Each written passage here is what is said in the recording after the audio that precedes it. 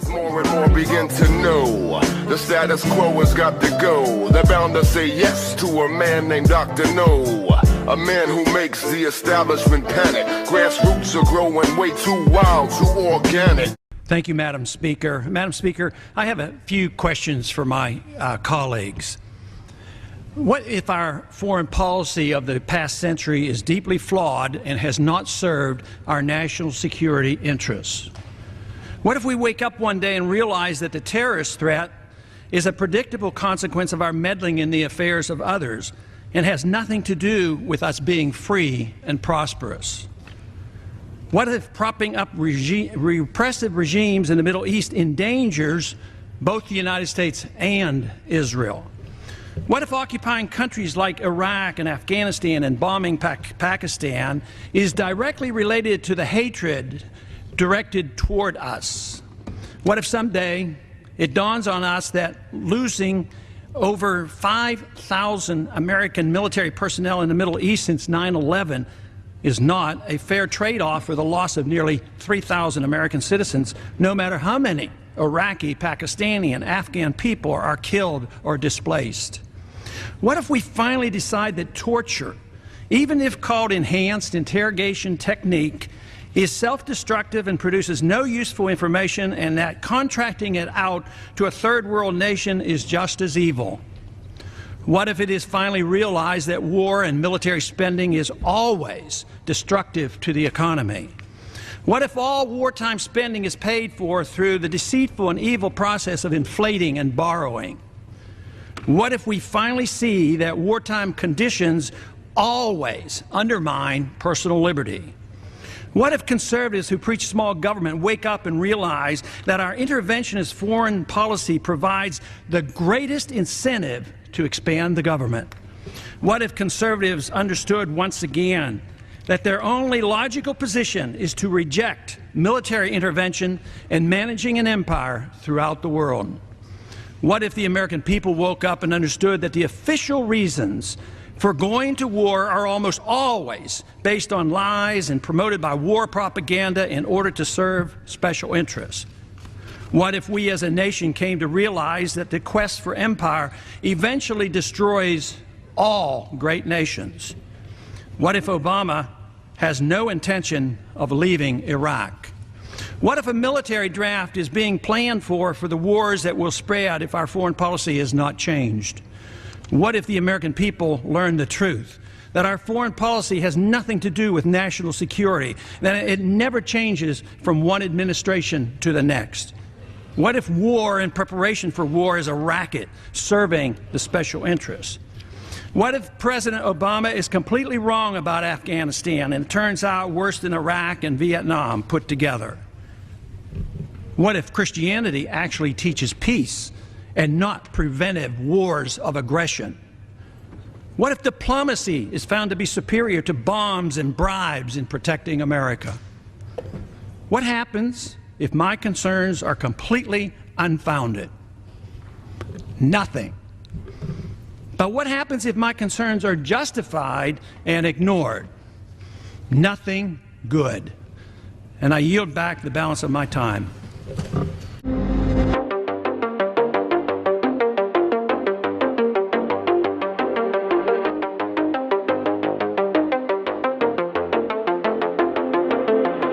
So Israeli Prime Minister Benjamin Netanyahu on Sunday doubled down on his vow to attack the southern Gaza Strip city of Rafah, despite growing criticism of the plan. So it's estimated that 1.5 million Palestinians are packed into Rafah, which has a pre-war population of 275,000. So think about that.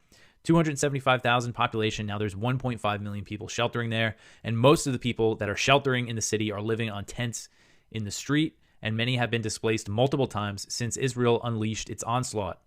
On Friday, Netanyahu ordered the military to draw up an evacuation plan for Rafah, but it's unclear where the Palestinians sheltering there will go. A few hours after Netanyahu said that he ordered the plan, Israeli airstrikes hit residential buildings in Rafah, killing 28. Heavy Israeli airstrikes were also reported in Rafah late Sunday into Monday morning. So I saw this not too long before I started recording that it looked like Israel was really hitting Rafah really hard, at least with airstrikes. And according to the preliminary reports from Al Jazeera, at least 50 people have been killed so far. Aid groups are warning that a full-scale Israeli assault on Rafah would be a bloodbath due to the concentration of Palestinians. Egypt, which borders Rafah, is reportedly threatening to scrap its 1979 peace treaty with Israel if it attacks the city. And, of course, Egypt strongly opposes anything that could lead to an influx of Palestinian refugees entering its territory. We know where Netanyahu really wants them to go, is into Egypt, but Egypt is not going to let that happen. Also on Sunday, President Biden spoke with Netanyahu and said that the U.S. would support an attack on Rafah if Israel had a plan to evacuate civilians. So the Biden administration has paid lip service to this idea. There's all these reports saying that, Biden's getting frustrated with the Israelis. The U.S. is warning them, don't do this without, unless you take account for the civilians. But we saw this all before when Israel was planning its attack on Khan Yunis, and we saw how brutal that was. And, none of the criticism or concern means anything because the U.S. continues to provide Israel with unconditional military aid, despite the massive civilian casualty rate. And the latest number from Gaza's health ministry puts the death toll in the Strip since October 7th at 28,176, and that includes around 12,000 children. So the Iraqi government said on Sunday that it had resumed talks with the U.S. on the future of the U.S. military presence in Iraq amid outrage over U.S. airstrikes in the country. So this is Iraqi military spokesman Yahya Rasool. He said, quote, "The Supreme Iraqi Military Commission resumed on Sunday its meetings with international coalition forces in Baghdad. Based on these meetings, a timetable will be formulated for a deliberate and gradual reduction leading to an end to the mission," end quote.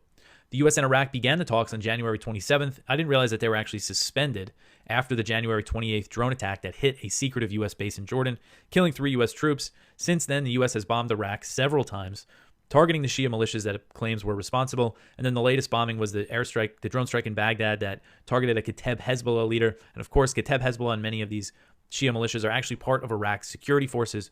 So many people in Iraq are not happy about this. And in the wake of this drone strike, over 100 members of Iraq's 329-seat parliament signed a petition demanding the expulsion of U.S. and other foreign forces. And Iraq's parliament has voted for the U.S. to leave before, back in January 2020, after the Soleimani drone strike, but the U.S. refused to leave. And there are 2,500 U.S. troops in the country today. So the U.S. has rejected Russian President Vladimir Putin's latest offer for negotiations to end the war in Ukraine, as the Biden administration has consistently discouraged diplomacy in the nearly 2 years since Russia launched its invasion. So Putin made this offer during his interview with Tucker Carlson. Putin said, quote, "We are willing to negotiate. You should tell the current Ukrainian leadership to stop and come to the negotiating table," end quote. And when he said you there, he's referring to the U.S. So in response, a spokesperson for the White House's National Security Council told the New York Times that the U.S. has no reason to believe Putin is being genuine. The spokesperson said, quote, "Both we and President Zelensky have said numerous times that we believe this war will end through negotiations. Despite Mr. Putin's words, we have seen no actions to indicate he is interested in ending this war. If he was, he would pull back his forces and stop his ceaseless attacks on Ukraine," end quote. So the latest rejection of diplomacy with Russia comes as it is clear Ukraine has no chance of defeating Russia on the battlefield, and Ukrainian soldiers on the front lines are facing shortages of weapons and personnel. Describing the bleak situation, a Ukrainian battalion commander on the front lines told the Washington Post, quote, "There is no positive outlook, absolutely none. It's going to end in a lot of death, a global failure," end quote. So the NSC spokesperson told the Times, quote, "Ultimately, it's up to Ukraine to decide its path on negotiations," end quote. So that old line that it's up to Ukraine to decide. Zelensky is still pushing his so-called peace formula, which as a plan to end the war, and that would include a full Russian withdrawal, Russia giving up Crimea, war crimes tribunals, and Russia paying reparations. So all non-starters as demands for talks with Russia. And Russia and Ukraine were engaged in peace talks in the early days of the invasion, but those negotiations were discouraged by the West. David Arakhamia, who's a member of Ukraine's parliament and led the Ukrainian delegation to Istanbul during peace talks with Russia in March 2022, he said in November that Russia only wanted a commitment of Ukrainian neutrality to end the war at the time. He said Ukraine didn't trust Russia, didn't want to sign a deal, but he also mentioned another reason why Ukraine didn't want to sign a deal, and he confirmed earlier reporting that said then British Prime Minister Boris Johnson told Zelensky that even if Ukraine was ready to sign a deal with Russia, Ukraine's Western backers were not. So he said, and this is confirming that reporting, again, this is Ukraine's top negotiator for the Istanbul talks in March 2022. He said, quote, "When we returned from Istanbul, Boris Johnson came to Kiev and said that we would not sign anything with them at all, and let's just fight," end quote. So here we are nearly 2 years later, and how many hundreds of thousands of people have been killed in this, and they still want to keep it going. No diplomacy, Nope, they want another $60 billion to fund the thing.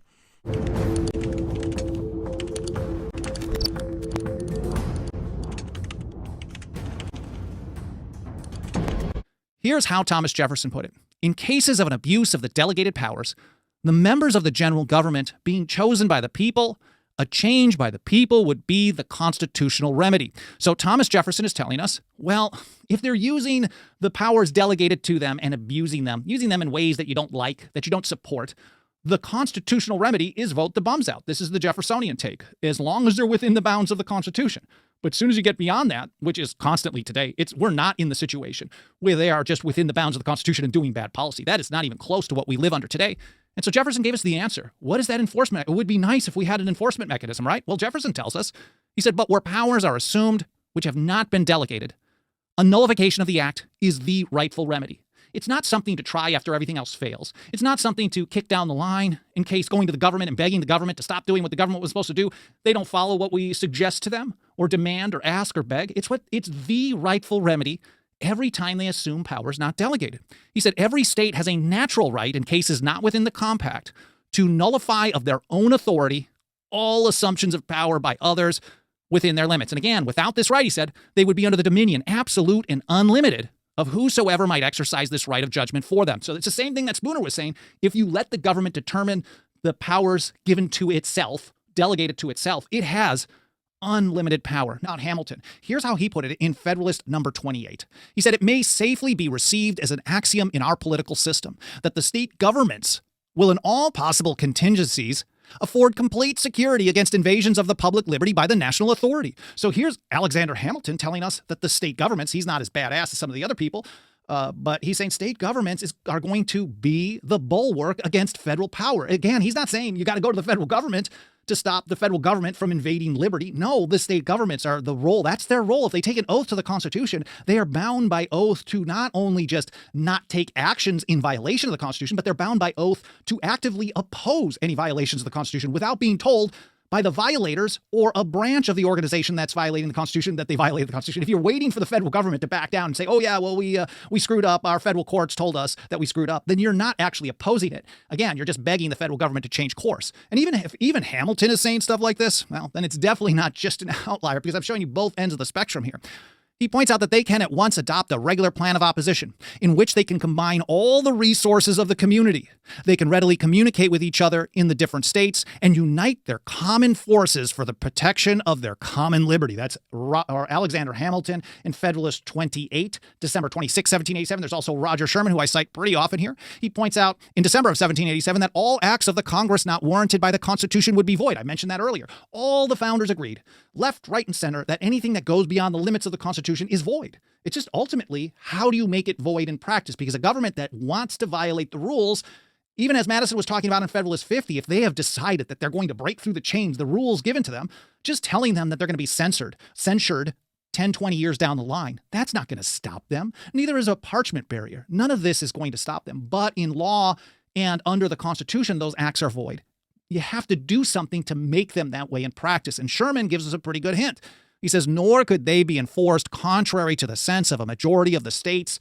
That means we know that Roger Sherman knew that when the federal government went beyond the limits of the Constitution, not only was it void, but they wouldn't care, and they would still try to enforce it. And as long as the states go along with it, and that means the states and the people themselves, then they're going to be able to enforce that. But if the states stand up and the people refuse to comply, then they can't enforce those things, especially when you have a majority of the states on board. Here's Theophilus Parsons in the Massachusetts Ratifying Convention, again, pointing out the same thing. What is the check on federal power? And he makes it very clear here.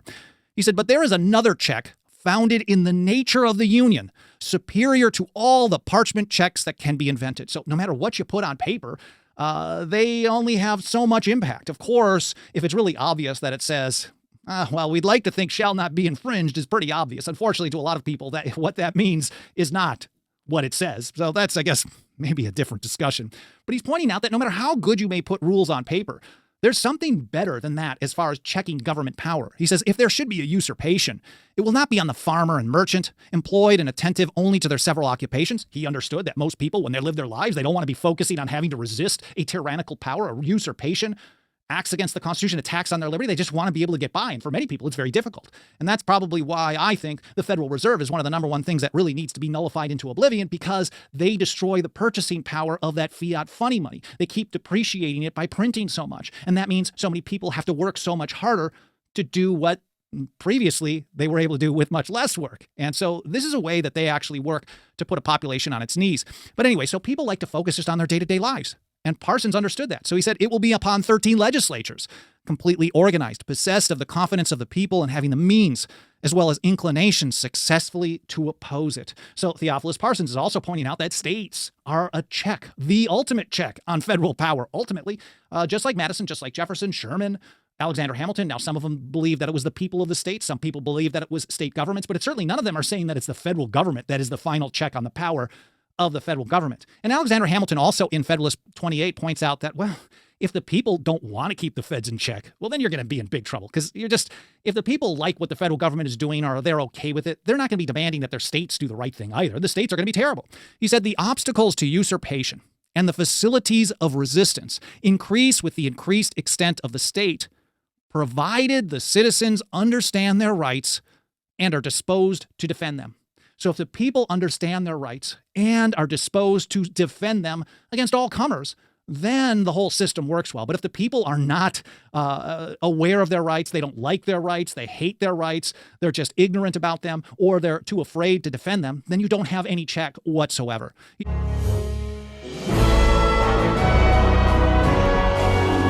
We haven't talked a lot about the CDC and the medical industrial complex very much.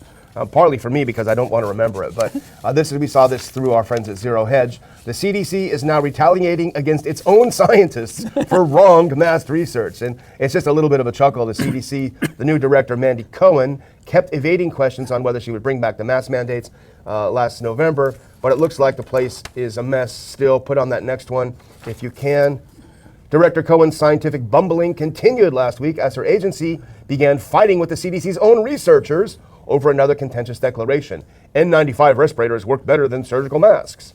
And then it goes on, in recent years, mask advocates have shifted the goalposts, oh really, and demanded that you use the N95. They say they're better than surgical masks. I wonder if that's true even if you have like 5 or 6 masks, what some of those have. But anyway, it's just kind of funny, the CDC fighting the CDC because of science. They quoted from a hearing back in November, and they kept asking her, and she would evade questions on whether she would bring back mask mandate for toddlers.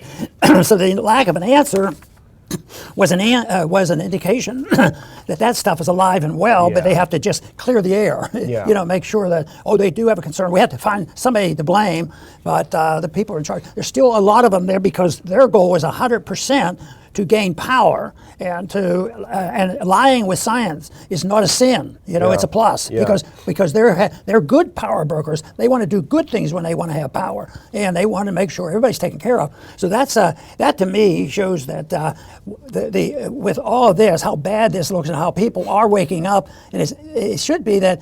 Don't let your guard down. I think they're still planning on all that stuff. The confusion on which masks to use. Should kids? I mean, she raised the whole question. And if there was anything ever more clear, but there were some recent articles where there was places that some country maybe it was, they were giving shots to kids less than 1 year of age. So that is pretty bad. Congressional Dems warn of grim future for U.S. cyber agency under Trump.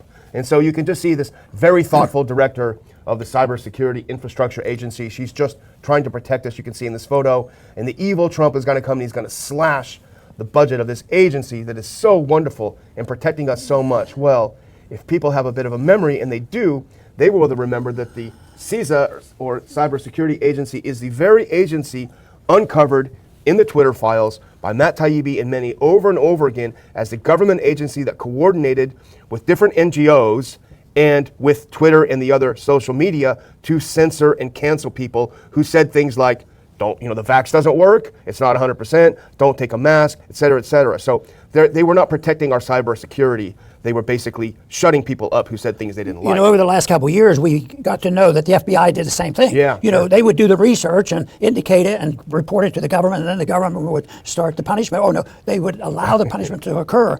But but now there are more people involved. So this is a big deal. I mean, if because it's so bad on the justice system. Yeah. You know, the idea that you could have somebody, FBI or another,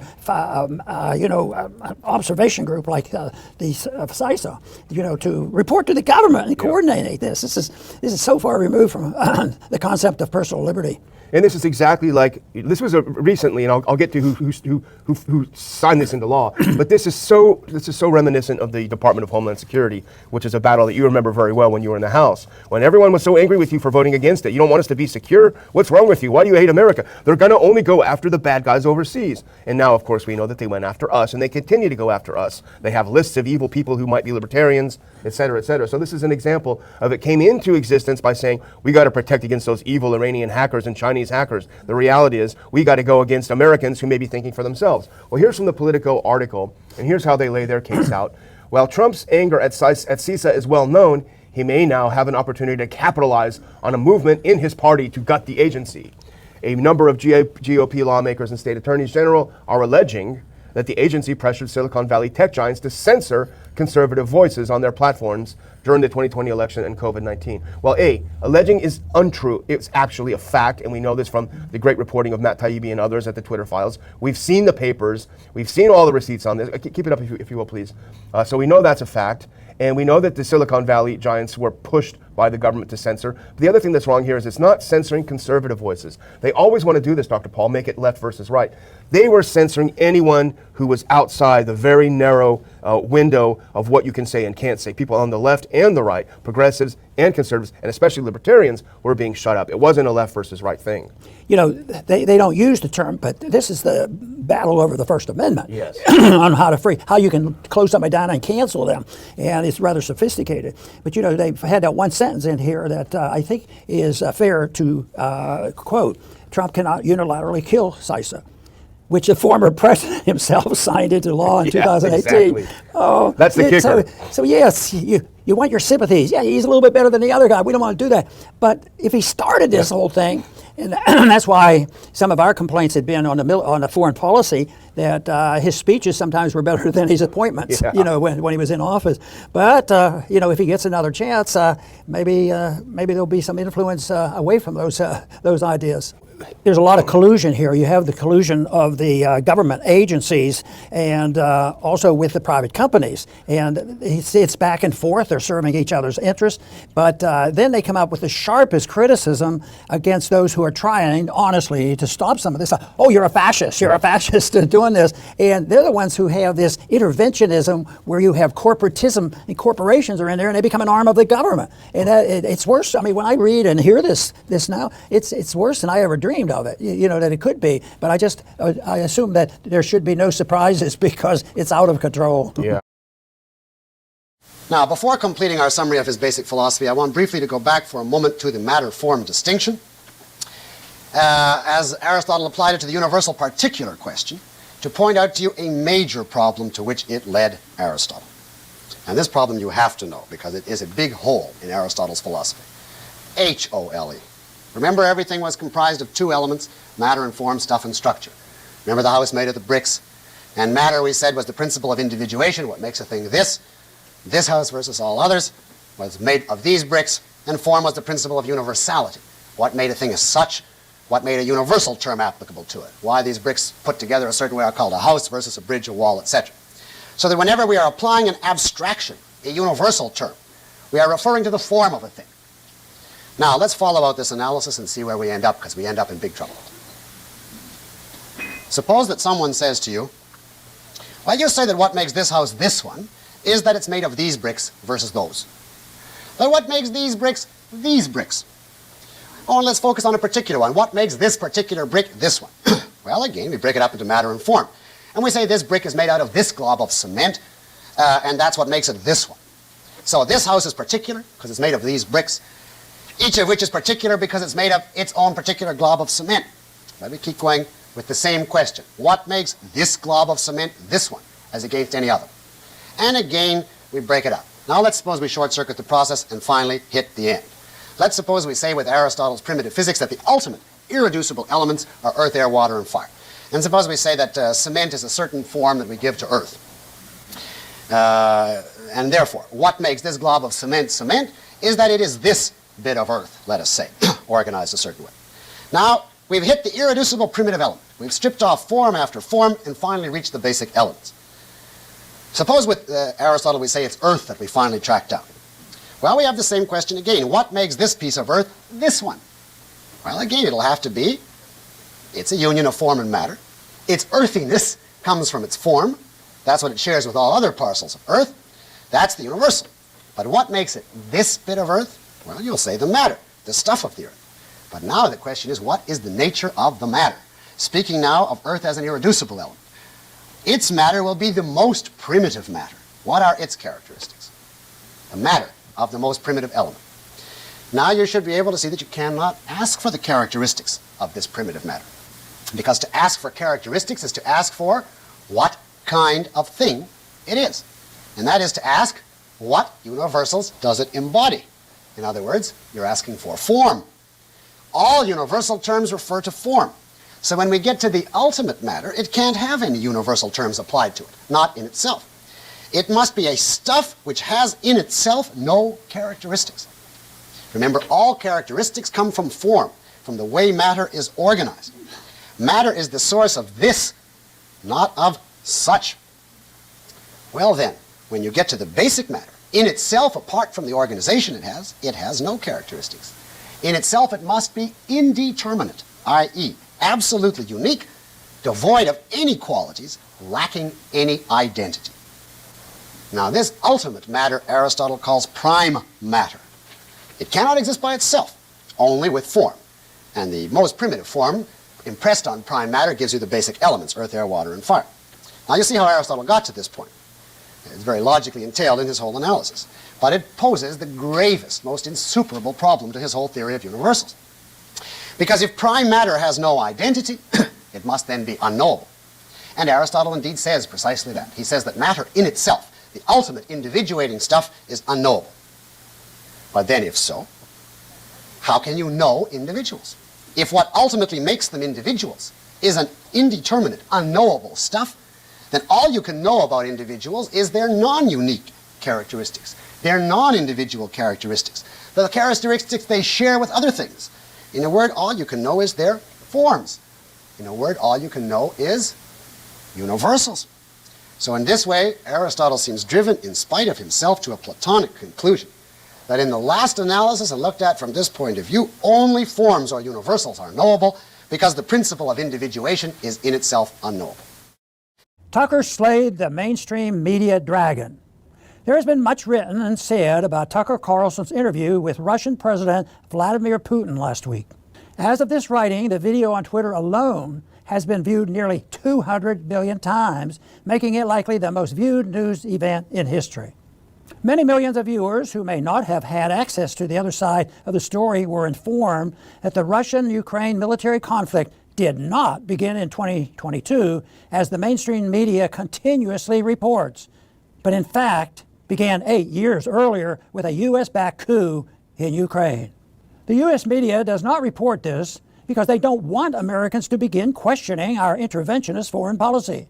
They don't want Americans to see that our government meddling in the affairs of other countries, whether by color revolution, sanctions, or bombs, has real and deadly consequences to those on the receiving end of our foreign policy. To me, however, perhaps the most interesting aspect of the Tucker Carlson interview with Putin was the U.S. mainstream media reaction.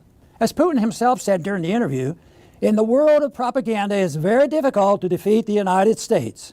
Even a casual look at the U.S. mainstream media's reporting before and after the interview would show how correct he is about that. In the days and weeks before the interview, the U.S. media was filled with stories about how horrible it was that Tucker Carlson was interviewing the Russian president. There was the danger, they all said, that Putin might spread disinformation. That Putin might say something to put his country in a better light was, they were saying, reason enough to not interview him. With that logic, why have journalism at all? Everyone interviewed by journalists, certainly every world leader, will attempt to paint a rosy picture. The job of a journalist in a free society should be to do the reporting and let the people decide. But somehow that has been lost. These days, the mainstream media tells you what to think, and you better not dispute it or you will be canceled. What the U.S. mainstream media was really worried about was that the other side of the story might start to ring true with the public. So they attack the messenger. The CNN reporting on Tucker's interview pretty much sums up the reaction across the board of the U.S. mainstream media. Their headline read, "Tucker Carlson is in Russia to interview Putin. He's already doing the bidding of the Kremlin." By merely doing what used to be called journalism, interviewing and reporting on people and events, whether good or bad, one is doing the bidding of the subject of the interview or report. No wonder fellow journalist Julian Assange has been locked away in a gulag for so many years. He dared to assume that in a free society, being a journalist means reporting the good, the bad, and the ugly, even if it puts those in power in a bad light. In the end, the massive success of the Tucker Carlson interview with Vladimir Putin demonstrates once and for all that the American people are sick to death of their mainstream media propagandists and liars. They are looking not for government narratives, but for truth. That's the really good news about this interview.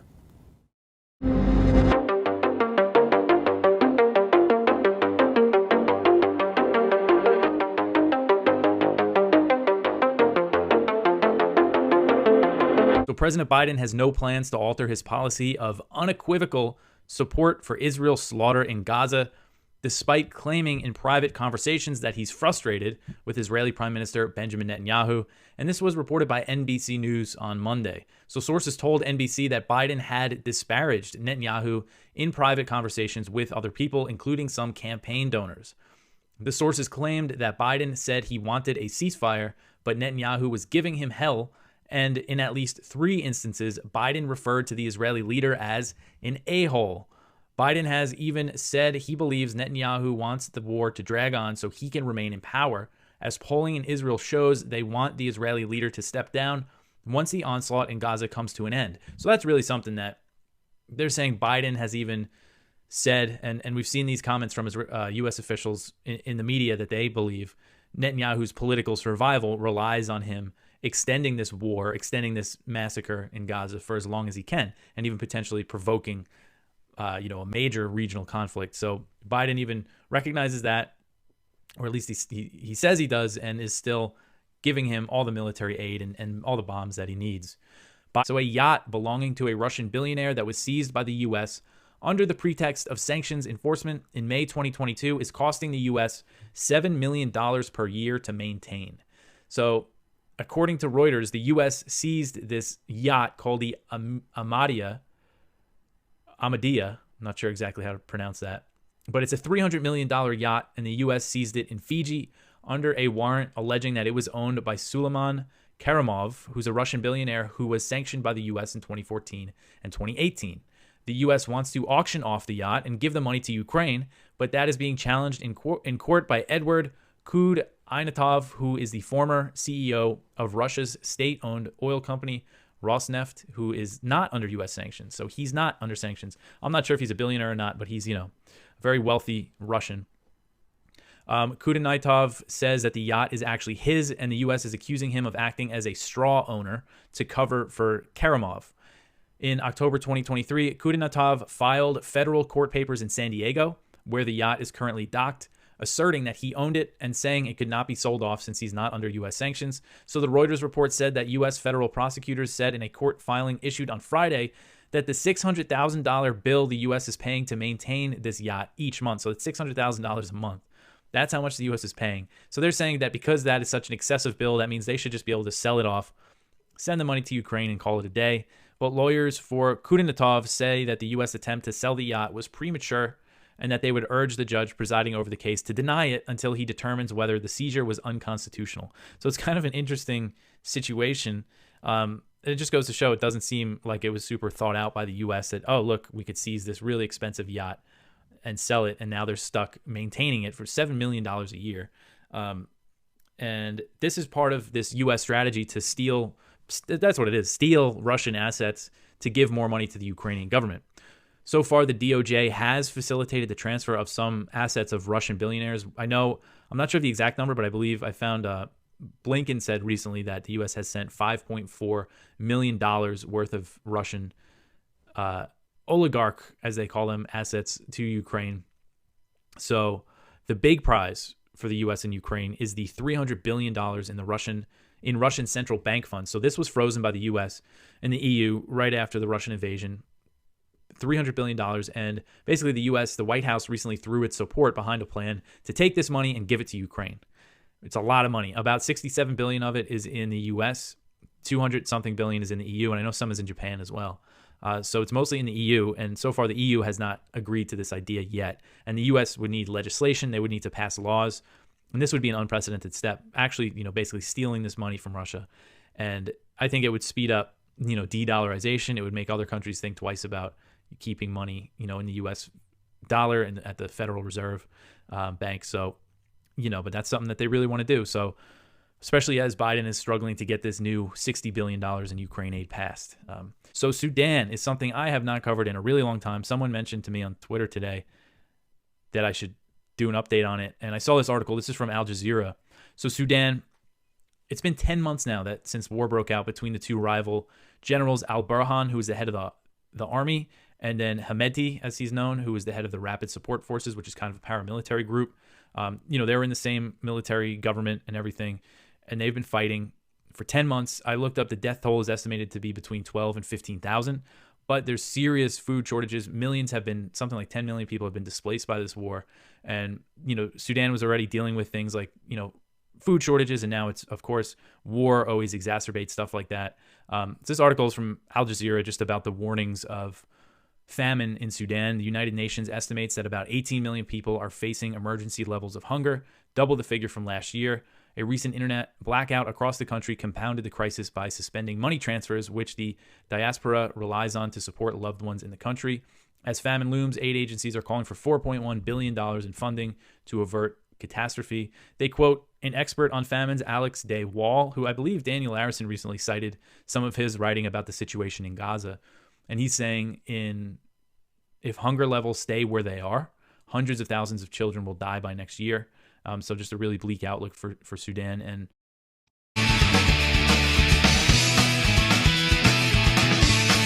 I got a chip on my shoulder, and that is that even during Iraq War II, especially during Iraq War II, but ever since then too, they never say who's on whose side. They never say who's the shirts and who's the skins. It's just America and the people of Iraq versus the terrorists. They won't even tell you whether they're Sunni or Shia, much less whether they belong to Sadr's faction or Hakim's faction or whatever the hell or why it should matter. And so I look at the news and I see that, hey, we're bombing the same guys we put in power and fought 2 civil wars for.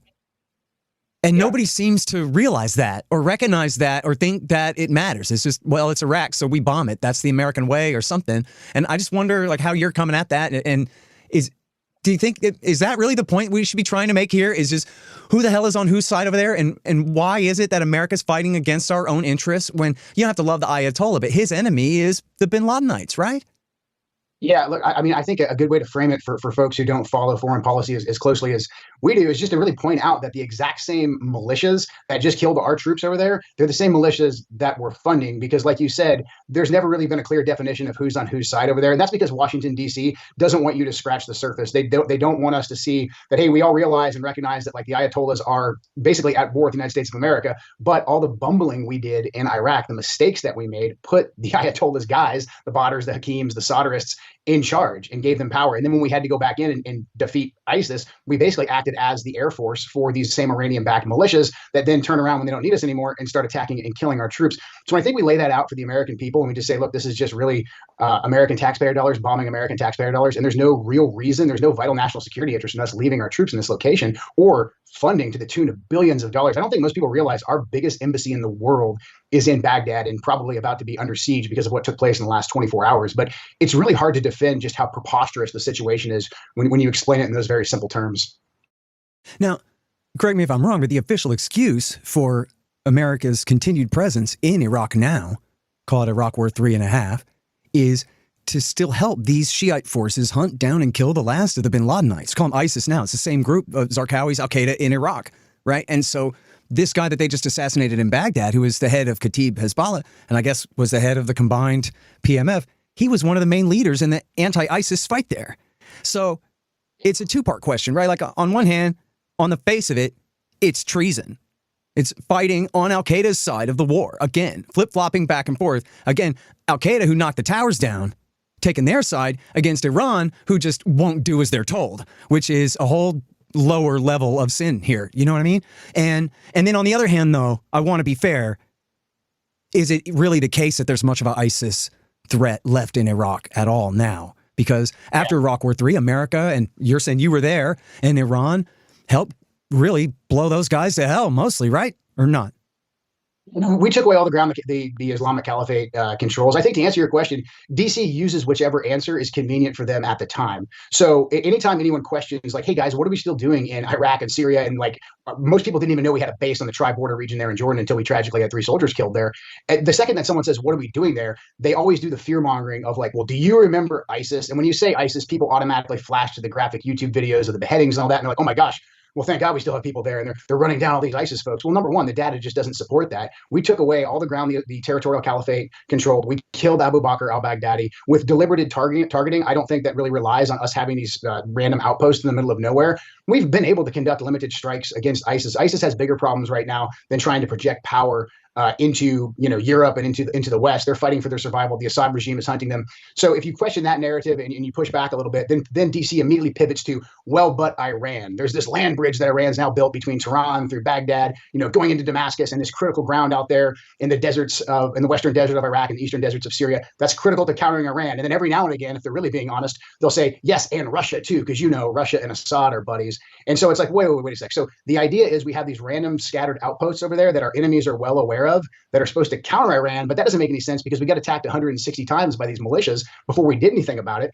We've gotten into some scrapes with the Russians, and it's again for what? We're gonna get into a shooting war with Russia over like the worthless deserts of eastern Syria. Like none of it makes sense when it's challenged, but they do use this fear mongering, and they say the entire reason why we're sending billions of dollars every year to the government of Iraq is because ISIS, and it's just Washington D.C. doublespeak. I think the fact that you have the entire apparatus of the military-industrial complex geared towards counterinsurgency and geared towards counterterrorism. We already lost Afghanistan, and that's gone and done. If this Middle East thing dries up, where does all that money and where does all that go? And then there's also the fact that again, people don't want to admit that we screwed the entire thing up with the Iraq War based on lies.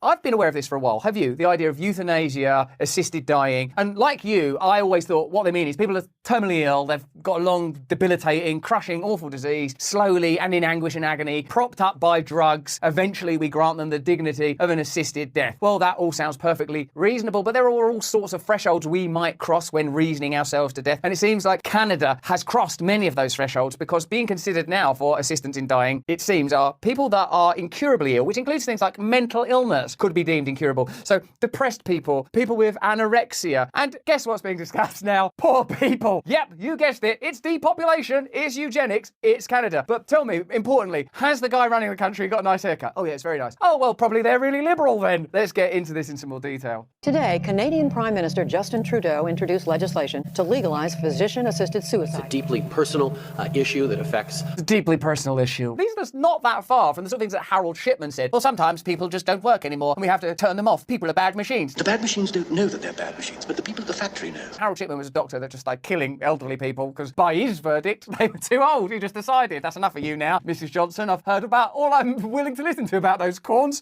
Night, night. You can't use reason and rationale to start eliminating people, or actually you can, and they are, and it's leading to dystopia. Some believe it is their only option. We're very concerned about the exclusion of individuals with mental illness. No one should be faced with such an impossible choice. So right, they started it with, of course, if you're dying with cancer, oh God, but when you slowly and incrementally start to go, but what also about people who are a bit down in the dumps? I mean, like, there's points in my life, I'll tell you candidly, in the last few months, where if someone said, would you like to press this button and die? I'd go, yes.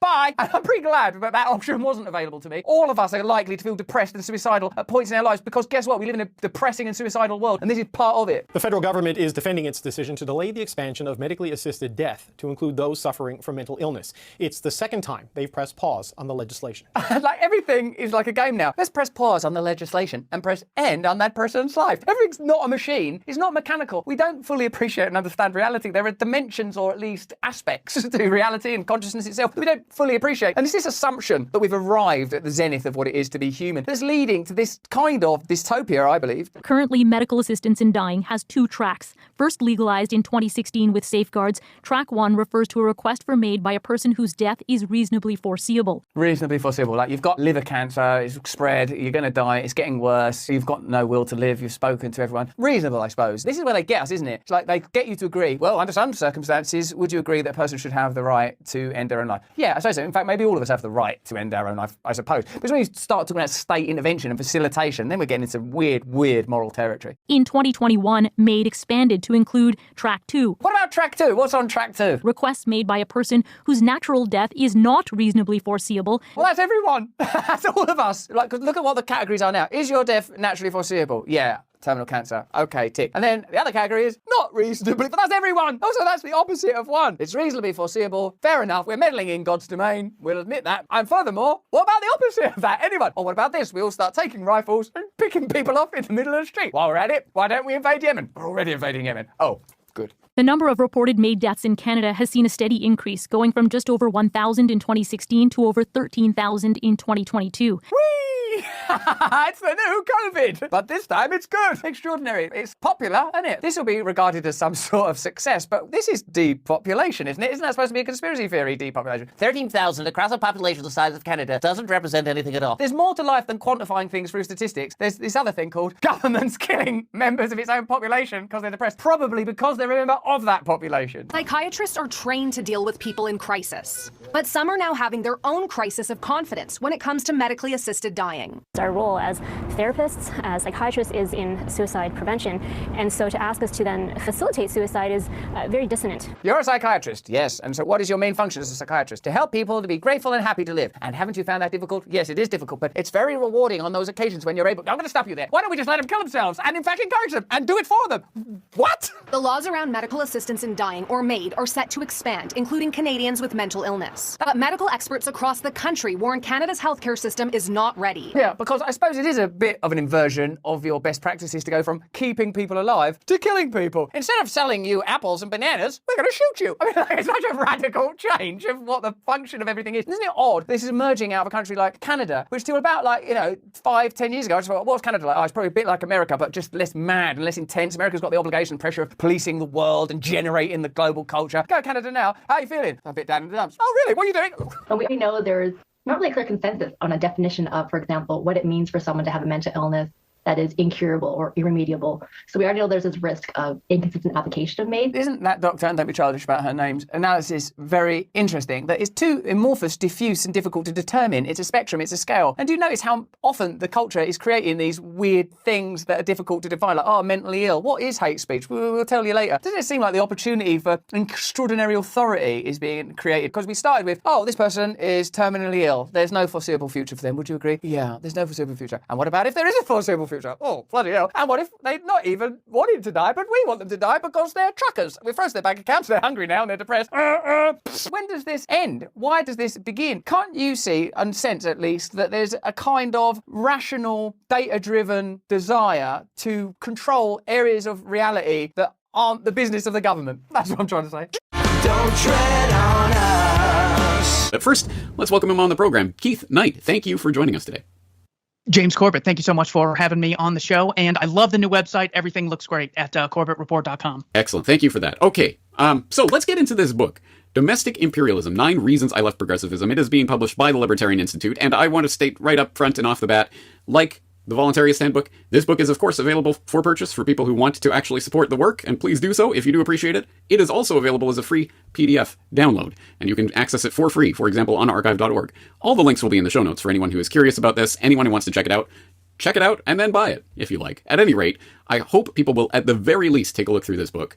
But let's talk about this. Domestic Imperialism, 9 Reasons I Left Progressivism. Now, I know vaguely about your background and the points of your biography and story, Keith, and I think we probably come from broadly similar kind of background perspectives. Myself, as a Canadian, I was brought up in the Canadian indoctrination system, so I was a leftist kind of by default, as most Canadians are. The government loves you, and it's there to help you, and sure, it makes mistakes, but overall, it's a good thing, and everyone loves government, right? Well, that was the way I was brought up, and that was kind of what I believed by default. Luckily, I got myself out of that indoctrination, and from what I understand, you, too, counted yourself on the progressive or left side of the spectrum at one point, but clearly are not there anymore. Broken free of the spectrum, as I have. Let's talk about that. Talk about your background and how you came to write this book. Originally, I was introduced into politics by my grandparents in Sedona at a very young age, and it seemed like the world was such a bizarre place. Here we have a bunch of people who want you to be treated equally, and on top of it, they want to give you stuff for free.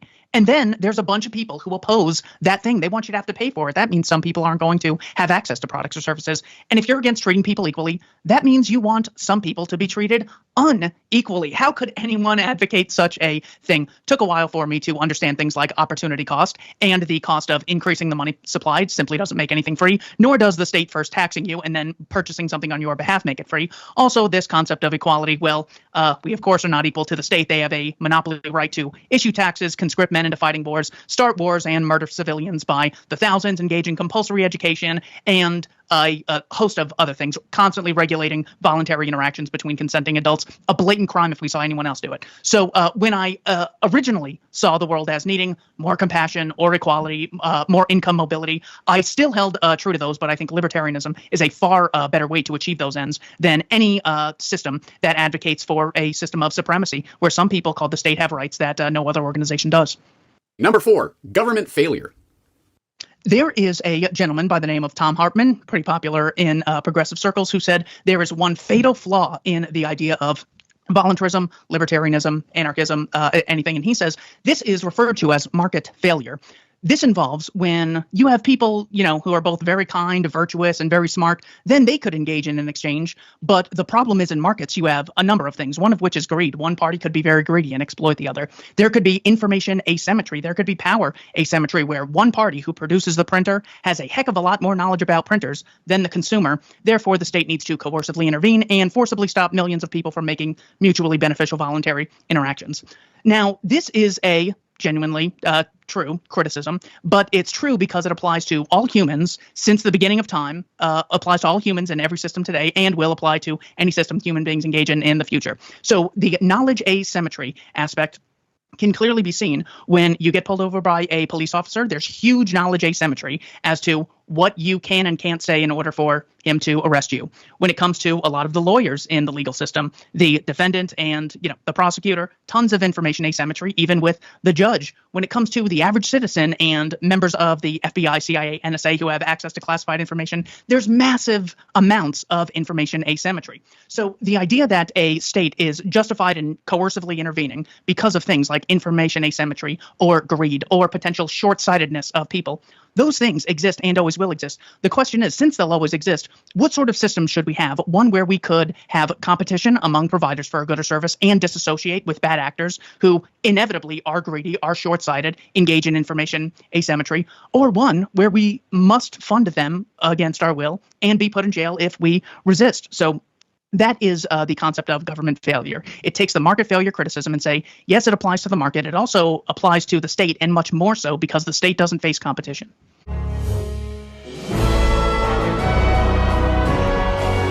Is nice.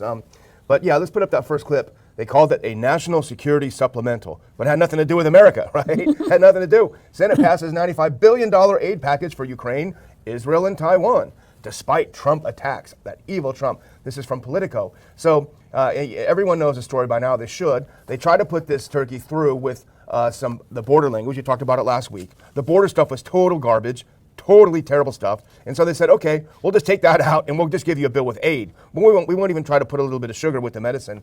We'll just give you the aid bill. And so that's what they did. And as you mentioned, Senator Paul, Senator Vance, and a few others, they tried to filibuster last night. They were up all night. And in fact, Zero Hedge wrote about it, if you put that next one up. Here's Senator Paul getting ready. And the AP says, but 22 Republicans voted with nearly all the Democrats to pass the package 70-29. So 22 Republicans crossed over and voted with the Dems in the Senate. Supporters arguing that abandoning Ukraine could embolden Russian President Vladimir Putin. I mean, how long have we been hearing this argument? It's insane. But among those leading the last stand, Zero Hedge writes, was Senator Rand Paul, who vowed to hold out until, quote, hell freezes over, and spoke out about the massive national debt on the Senate floor, as you point out. Here's kind of a cute quote from Senator Paul. I love to talk. That's one of my favorite things to do. Yes, and I slept all day yesterday waiting for this. I'm going to take Adderall. Nah, I'm just kidding. He didn't want to get in trouble with boy, that. he'd be in trouble. He'd get in trouble with Dad and Mom. But that, valiant efforts, up all night, talking all night. Yeah, okay, they say, oh, ultimately they didn't prevail. That's not the point. They brought a lot of attention that would have been brought to it. And I have a couple clips I want to play about it. The first one is Senator Paul on the floor. Often the titles of bills before the legislature don't really represent what the bill stands for. The title of this bill should say, Ukraine first, America last, because that's what this is really about. Now, bills in the legislature, bills that come before the Senate, don't have pictures or covers on them like a book would have or a magazine. But if this bill had an image or a cover on the front of the bill, the image would be the migrant in New York who assaulted a police officer, was freed from jail on no bail, and gave the middle finger of both hands to America. That's what this bill is. It's the middle finger to America. This bill is the middle. That's good. You can take it off. That's a pretty good. That's pretty strong, but getting stronger all the time. Yeah, that was great. And I don't know whether you have more on him, but the one part I was watching this last night that I thought was just great because it was down my alley, and that was, but we don't have any money. There is no money. Yeah. And it's put the question of, where are you going to get the money for this? Yeah. But you know what? Nobody raised their hand. I know where it is. Let me explain it. So it didn't happen. Yeah. So it's the question that there's a few of us over the years have been asking. Of course, you could go down the list of the questions you ask. Well, you don't have the money. How about authority? Where'd you get this authority to police the world and run an empire? They don't even ask those questions. That's why they're not forced to answer it. That's why it's really great when we bump into one of our libertarian journalists who do ask better questions. Yeah. And I would say we have a few more of those than we did 5-10 years ago. Yeah, and progressives. Yes, that's right. People like Glenn Greenwald and others on both sides that are asking the good questions. But they didn't have a good argument for sending this money over. As you pointed out in your opening a few comments, we already sent $100 billion over there to Ukraine. It hasn't done a thing. All it's done is depleted our own weapons.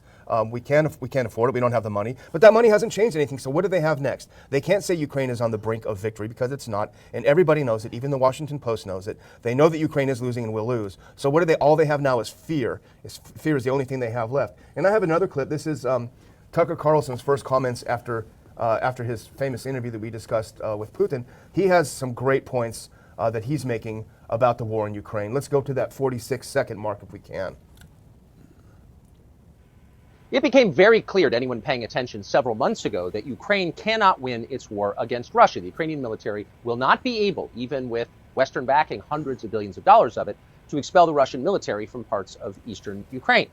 Ukraine doesn't have the industrial capacity, neither does NATO or the United States, and it doesn't have the people. Russia has 100 million more in population than Ukraine does.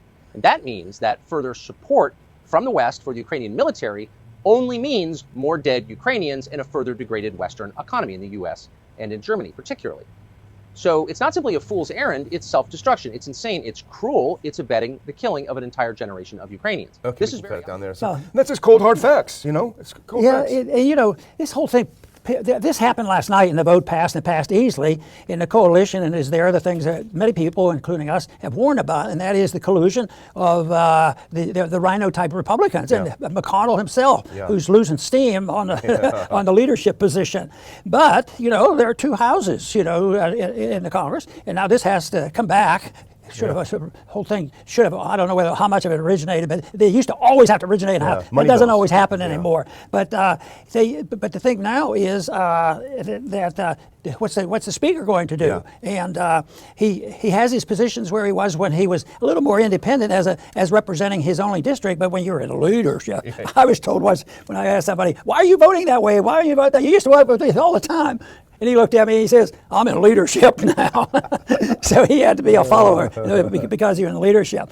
But the big question, Johnson's in a position where he can say, enough is enough. We're not going to put this nonsense up for a vote in the House because there'd be a better fight there too. Yeah. So if you're thinking strictly in political position, he's in the middle of a mess, and he has no easy solution because he's getting benefits from some people who aren't exactly his political allies, but he does that because he becomes Speaker of the House. That's why the system is not a good system. Yeah. Now this problem, which is just one of a number of problems posed by Aristotle's theory of universals, indicates a basic error in his whole approach to the question of universals. His basic error is to erect universals and particulars into two distinct elements within things in the world. That is the error which leads him to conclude that whenever we employ a concept, a universal term, we are focusing only on the universal element of a thing, on the form, with the result that the particularity of a thing becomes unconceptualizable, unknowable. Now, objectivism holds, on the contrary, that it is a basic error to attempt to divide things into two such elements, and that it is an invalid question to ask what makes a thing a particular, that it is an invalid attempt to try to find some special element in things metaphysically responsible for particularity. And you see, the task is hopeless at the outset. If you look for an individuating element, you're doomed to failure. Because if that element is indeterminate, nothing in particular, as Aristotle suggests, then how can it do anything, including individuate? How can the nothing in particular have the effect of making you, for instance, unique and individual? On the other hand, if the element is determinate, if it is something in particular, then it is conceptualizable. In other words, it represents form, universals, that which is common to several things, and not, therefore, the individuating element after all. So the situation is an indeterminate element cannot individuate, and a determinate element cannot individuate. And the only rational conclusion is there is no such thing as a principle of individuation, and it is a mistake to look for one. Individuality or particularity, according to objectivism, is an irreducible attribute of all existence. To be is to be particular. Every aspect of a particular is particular. And in this sense, you cannot get beneath particularity metaphysically and try to find out what is responsible for it, any more than you can get beneath motion and try to find out what is responsible for it. Particularity is inherent in the fact of existing. We don't, therefore, need a special element in things which is responsible for their particularity. Now again, this is an obvious legacy of Platonism in Aristotle's part. He has the feeling that since universals are real, he has to add another element to counterbalance it and give a metaphysical basis to particularity. But that is a result of starting as a Platonist and only ending up as an Aristotelian. Now, a proper theory of universals will not, therefore, try to construe universals as elements in particulars. Rather, it will remove universals from metaphysics and make them an issue of epistemology. In other words, it will construe universals not as elements in things, but as a human method for organizing and integrating perceptual material.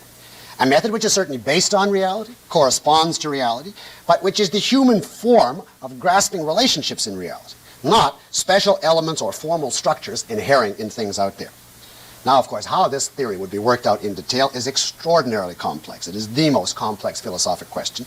Time does not permit me to say even a word about it in this course.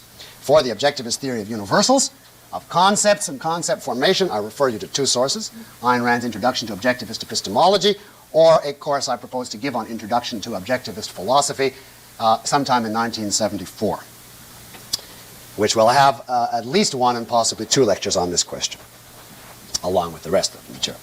For now, I simply want to point out that while objectivism agrees with Aristotle on the crucial point that universals have an objective basis in reality and a non-supernatural basis, objectivism does not construe that basis as being that universals are distinct elements or structures in particulars. And in this sense, there are fundamental differences between the objectivist and Aristotelian theory of universals.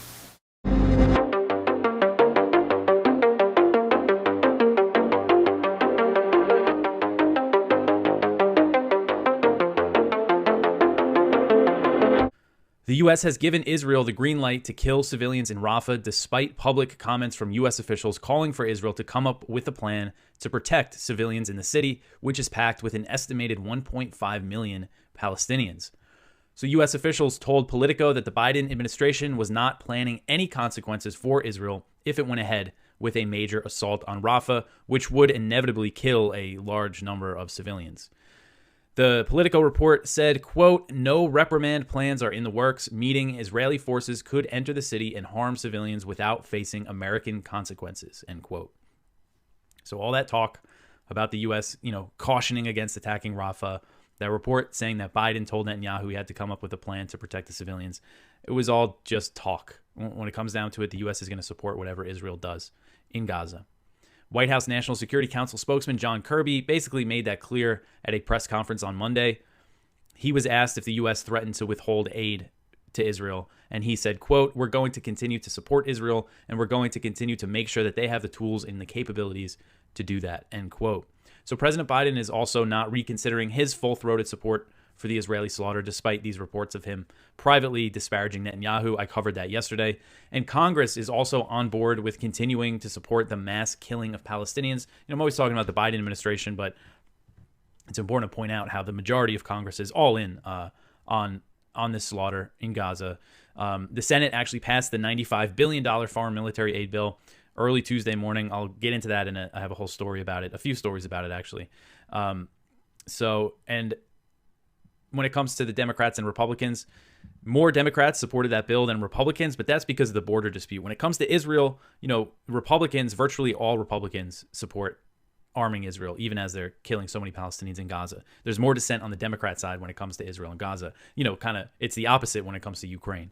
And one important point to make about Rafah is that the pre-war population is 275,000. So that means the population has increased basically fivefold due to the Palestinians who have been displaced, from northern Gaza, from Khan Yunis now, from throughout Gaza. It's about more than half of Gaza's population is in this small city. And the people are in the street. So a big Israeli assault would kill so many people, so many civilians. So Israeli Prime Minister Benjamin Netanyahu rejected an outline for a potential hostage deal with Hamas that was drawn up by Israel's Mossad spy agency, the Shin Bet security agency, and the Israeli Defense Forces. So according to the Times of Israel, the proposal was put together by the head of Mossad, the head of Shin Bet, and Major General Nitzan Alan, who is an IDF officer in charge of intelligence efforts to find Israeli hostages in Gaza. So that's who drew up this outline, this proposal, and Netanyahu said no. And details of the outline are unclear, but it was likely a response to Hamas's recent counteroffer for a 135-day truce to facilitate the release of Israeli hostages and Palestinian prisoners and a permanent ceasefire. The proposal was discussed with Netanyahu several times, including during a preparatory meeting for hostage deal talks in Egypt that were held on Tuesday.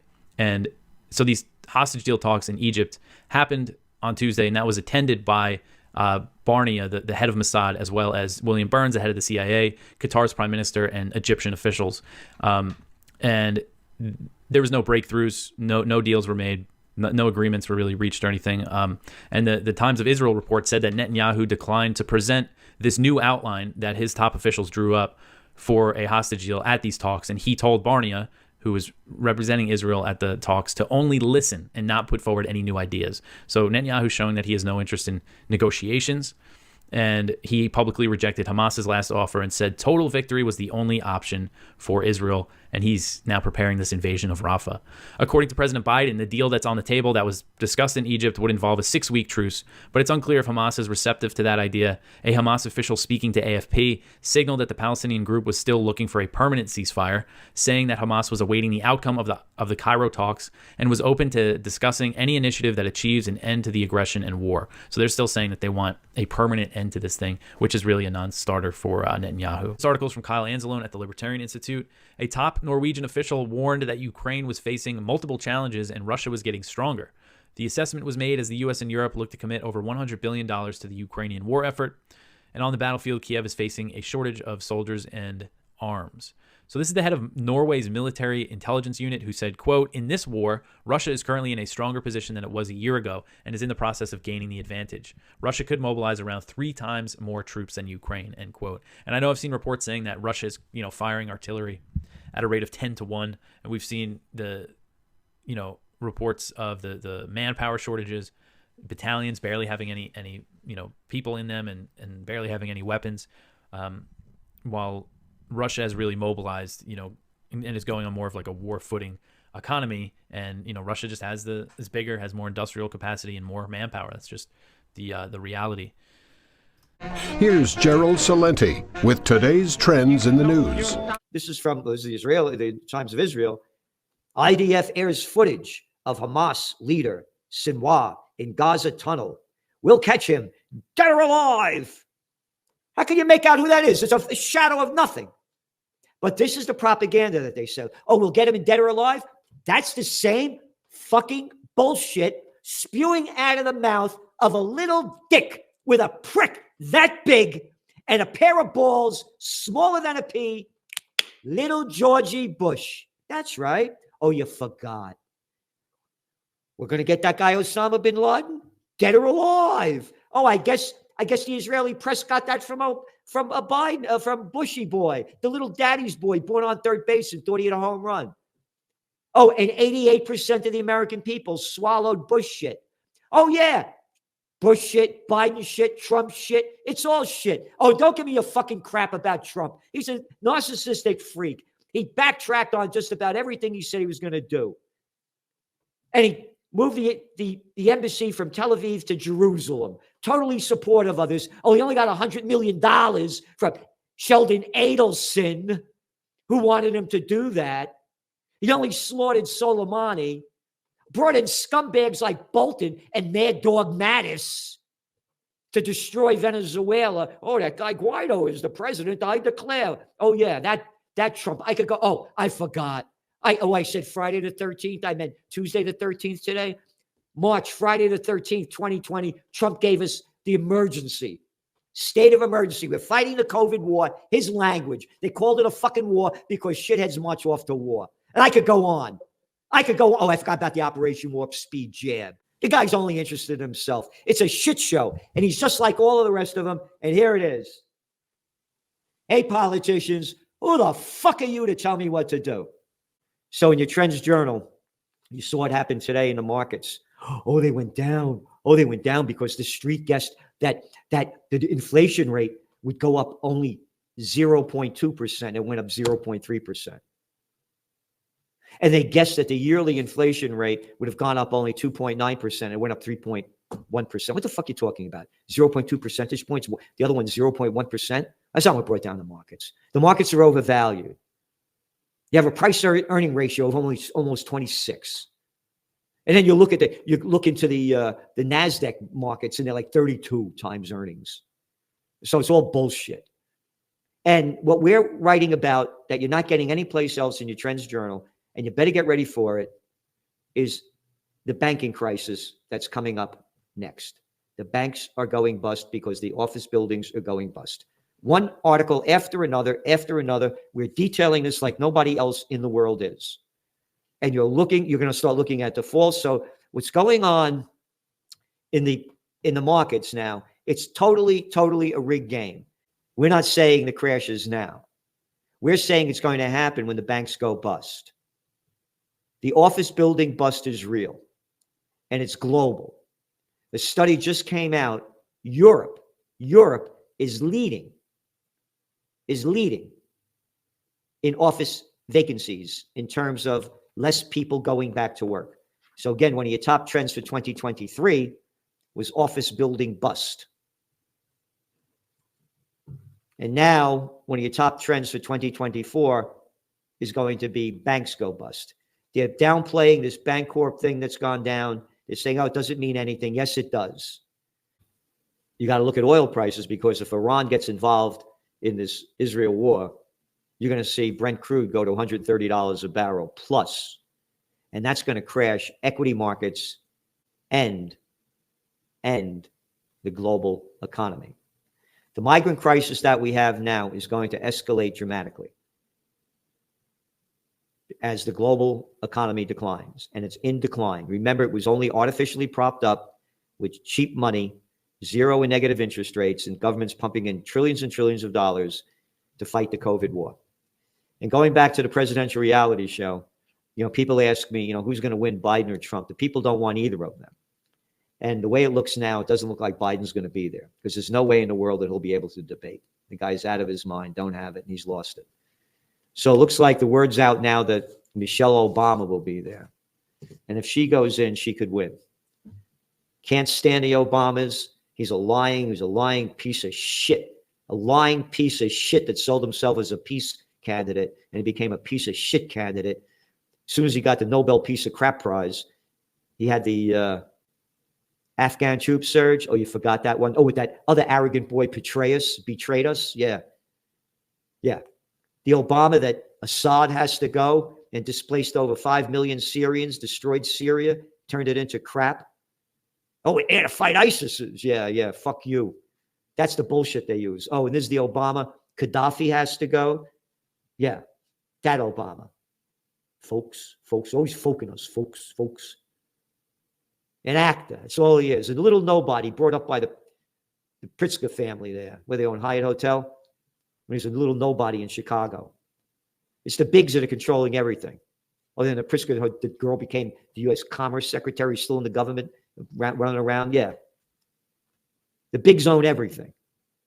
They're going to put into place who they want to put into place. The Peter Schiff Show. And again, more proof that we need rate hikes is again being supplied in the consumer credit numbers. We just got new news again. I think it came out yesterday. But household debt, again, has hit a new all-time record high. Credit card debt has hit an all-time record high. I think it's above $1.5 trillion.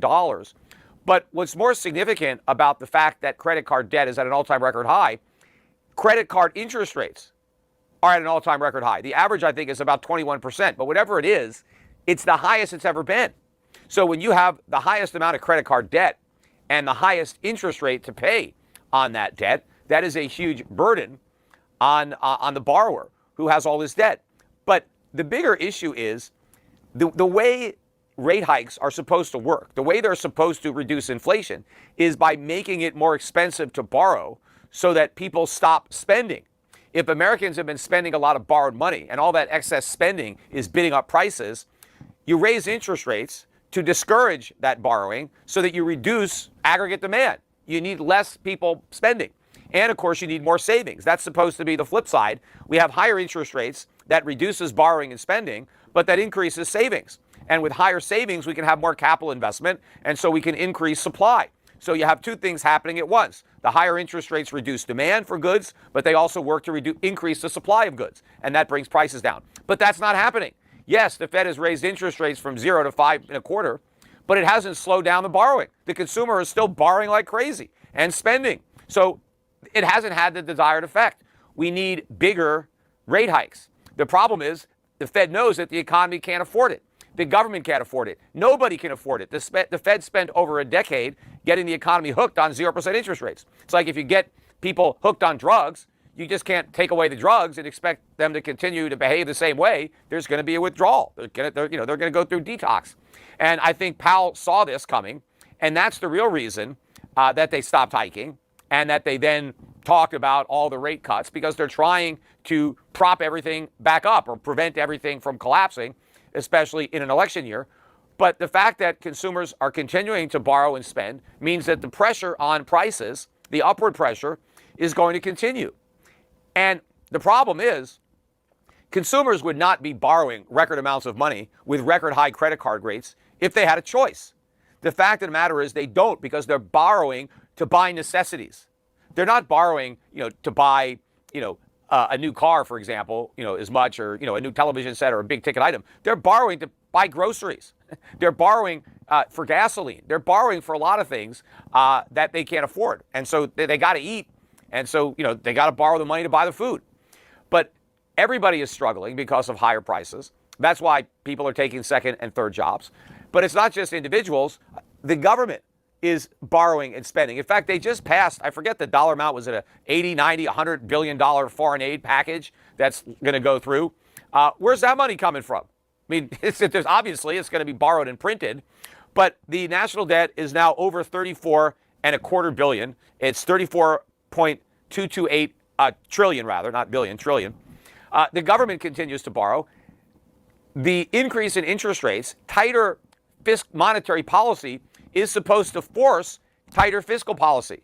The government is supposed to react to higher interest rates by borrowing less. It's supposed to be cutting spending or increasing taxes. It's doing neither. In fact, it's increasing spending. So we're getting all this stimulative fiscal policy, which is clearly stoking the fires of inflation, which is why we're seeing these numbers move up. And there are two things that everybody's got wrong. One is that inflation is over, right? It's coming down to 2%. And the other one is that the economy, that the Fed has achieved a soft landing. In fact, they didn't even have to land. That's how good the Fed was. They simply reduced the altitude of the economy, but they never even dropped the landing gear. And now we're going back up. So we got this super strong economy with low inflation, and the Fed's going to be able to cut rates, and it's the best of both worlds, and it's Goldilocks, and everybody thinks that it's perfect, when it's the opposite of perfect.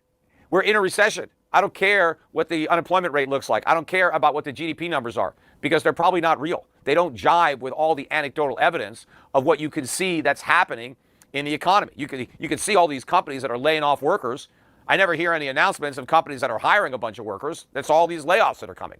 And I'm sure that there's a lot of businesses that are going under that are not being captured. The government probably still assumes that new businesses are being created when it's very unlikely that that's the case. Again, Biden's low popularity not only, proves how bad the economy is, but if you look at the polling questions where they ask voters, how do you rate Biden or Biden versus Trump, where Biden gets his lowest marks are on the economy. Now, if the economy were really as strong as everybody is claiming, obviously these people who are being polled, they watch the news, they're subjected to this nonstop propaganda about how great the economy is and how it's all, credit goes to Biden and these great economic policies that he has, whatever they are. Yet despite being bombarded with all that nonstop propaganda about a great economy, they know the economy is lousy because they're living in it. You're listening to Part of the Problem on the Gas Digital Network. Rumble. Where are you, Rob? Back of the room. Back of the room. Hey, Dave, why do you think that the Libertarian Party can't get behind Bobby Kennedy? And I know he's been right about pretty much everything besides the Israel war, but why do you think, with the influence that Israel has, why can't they just get behind him? Well, I wouldn't say, I don't think Bobby Kennedy has been right about everything. He's been pretty wrong on a whole lot of things. He's been so wrong, like on guns and on fucking climate and on like a bunch of different things. He was really good on several really important things.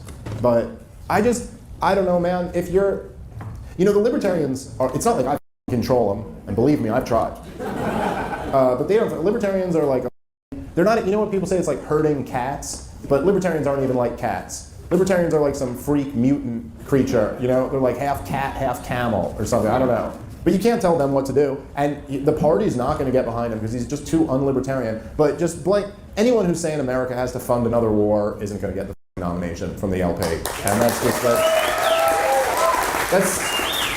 it's so like the bare minimum, Like that's a reasonable thing to be like, you can't be running on that. And how did Israel, compromise him or whatever? I don't know.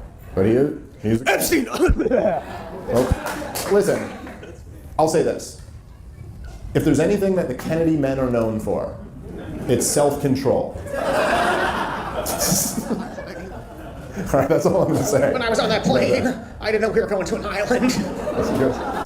Here we are in Texas, right? We're Texas. We have the ability to secede from this thing, but it takes the people to make that decision. And it doesn't matter if you're here, you're in Louisiana, Mississippi, wherever you are, but you have to decide that, to your point, decide that you're not a slave. Decide to do the things that you have been domesticated to allow somebody else to do for you. So what would you say that we should all here do? Like, what was that first step practically as a libertarian to start to do? Well, Jesus Christ. I just have this answer going in my head, and then I'm like, this is going to come off really sexist. No, you know what? It's just going to come off sexist. All right, let me say it. If you're talking about what is really the time to decide whether to secede or not, and I don't want this to come off the wrong way, but I know it will, I think that is a decision for men to make. And the reason I say that is because, look, let's just be real. That's going to be a war. Right now, you're talking about fighting a war. And I think that's the decision for the people who are ready to fight or not ready to fight that war. And to say, like, as you said, that Texas could secede if they wanted to, and it's just whether they make up their minds to do it, it's a little bit more than that. You guys got some big old military bases in this state here. And by the way, there's a reason why they put them right in the middle of Texas. And it's not, as of right now, Washington, D.C. is not going to let anyone secede. They'll come put that shit down. And they'll probably be able to work up enough popular support to do that. Look, there were, the South seceded once, right? How'd that work out? Just saying. Try to remember that. We're more in the phase of normalizing the idea than we are in actually saying okay, now let's make moves for Texas to secede. So even something like it being on the ballot in Texas is huge. Just the idea being infused, just people even moving the Overton window to the point that you could even conceive of that is one thing. But if that time ever did come where people are really talking about we are going to declare our independence, look, this country, that's our history, right? We declared our independence and then there's a war that follows afterward. So I think it would be really incumbent on you to and look, I'm 40. I don't know. I'm probably not fighting in any war either unless I really goddamn have to. But I think it would be you're going to need a whole lot of 20-year-old boys who are willing risk their lives. And I would tend to lean toward, let's talk to them and see if they really want to do this. And I don't know if you've seen, our 20-year-old boys, but half of them are now 20-year-old girls. So they may not be ready, is all I'm saying. But hi, Dave. Hello. Am I looking even in the right direction over here? Sorry, the lights are all in my... Oh, yeah, there you go. All right, see, gotcha. Yeah, I just wanted to circle back to the Putin interview. Mm-hmm. One of the parts that I found very interesting was when Tucker Carlson seemingly made an attempt to get Putin to free a journalist. Yeah. So do you think that was like a legitimate attempt to do that, or just bullshit, or somewhere in between? I mean, I don't know. It seemed like pretty legitimate to me. So I thought, a lot of people were saying, they were criticizing him before the interview, being like, I bet he doesn't even bring up this American journalist, but he did. And I don't know, I'll plead ignorance on this. I don't know enough about that actual story. But Tucker was kind of like, look, come on, he was just a kid, like, just let him go. And Putin was like, no, he was actually getting some classified information, and so, we kind of got him. I don't know what's right about that. But I did think it was, you had to at least, it's good for him to at least try. And he pushed on it. It was ballsy as hell. He went over to Russia and he said, hey, I got to ask this question and I got to ask it a second time. Listen, man, think about it. It's pretty ballsy that Tucker Carlson did that, dude. Like the whole thing. Forget even the ballsiness of anything being scared of Putin. Just like, dude, the European Union was seriously floating out, banning his travel restrictions and sanctioning him and all this shit.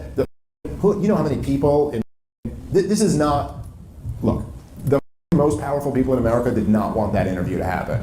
He made enemies amongst very powerful shadowy forces in America, and he went and did the interview because I think he thinks this war is really dangerous and Americans needed to hear the other side of the story. And then while he's there, he pressed Putin and asked him some tough questions. So who knows, maybe there's some conspiracy going on that I can't see all the depths of, but my initial surface level reaction to that is nah, it's pretty courageous that he went over and did that. And I thought it was cool that he asked about that guy. I mean, it was a long shot. I don't think Putin was going to be like, all right, get out of here, fuck, yeah, you got me. It's good. But it was good that he asked, I guess. I don't know.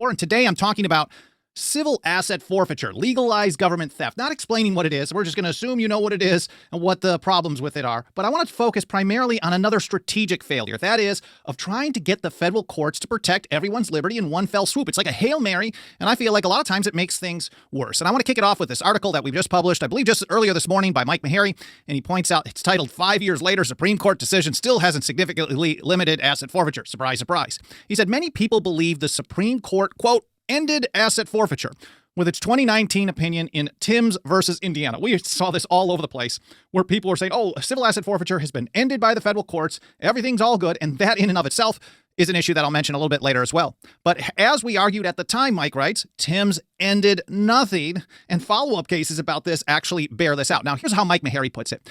Thus, the Supreme Court's opinion obviously did not end asset forfeiture. It merely said that the states had to follow the excessive fines restrictions in the Eighth Amendment. And I think what happens in almost all of these situations, this is my view of it, and I should probably go into some more detail and provide some receipts on this, but the way I see how this generally plays out in many situations, when the federal government says all the states have to follow what the federal government tells them about not violating people's rights, what they do is they make it kind of a watered down version of it, like we see on the right to keep and bear arms and on surveillance. Well, you don't have an expectation of privacy, and then they all end up following this lower standard. They don't ever use it as a floor and really build upon that. Well, sometimes we've been pushing for that to happen, but what it creates is a lower standard for everybody. Maybe it's higher for some, but it's certainly lower for everyone else because they're saying, well, this is how the Supreme Court defined it, so let's roll with that. But in this situation, they didn't even touch whether or not this was excessive. This was going to be a decision for the state courts to make, and they could have made that right at the beginning and not had to gone through all these years of waiting in this process.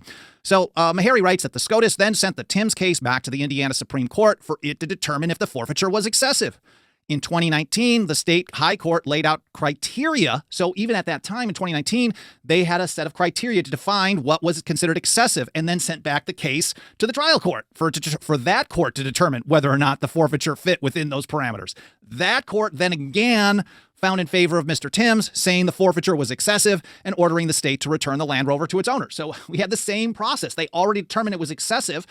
all the way back in 2012, 2013, I think it was 2016. I'm not sure I think this first state court was in 2016 and then 2017. And then finally it got to the Supreme Court there and the opinion was released in early 2019. So they had already determined that was excessive. And then they had to go through a few more years of determining whether or not it was going to be the federal government saying it's excessive or the state government. To me, this is a bad process. The state, of course, appealed that ruling and brought it back to the Indiana Supreme Court, arguing that the trial court was wrong to call the Land Rover forfeiture excessive, and as Ilya Somin put it, quote, more generally that the state Supreme Court should adopt an approach to measuring excessiveness that is more favorable to law enforcement. So they wanted to really encourage more forfeiture. But in 2021, the Indiana Supreme Court finally settled the matter in this one case, in this single state, and by a 4-1 vote, they held that it was excessive, so that we know that it's almost certain that they would have viewed this as excessive in the first place, and Mr. Timms would have gotten his stuff back years earlier. So this person had to wait extra years in order to establish a precedent expanding the incorporation doctrine.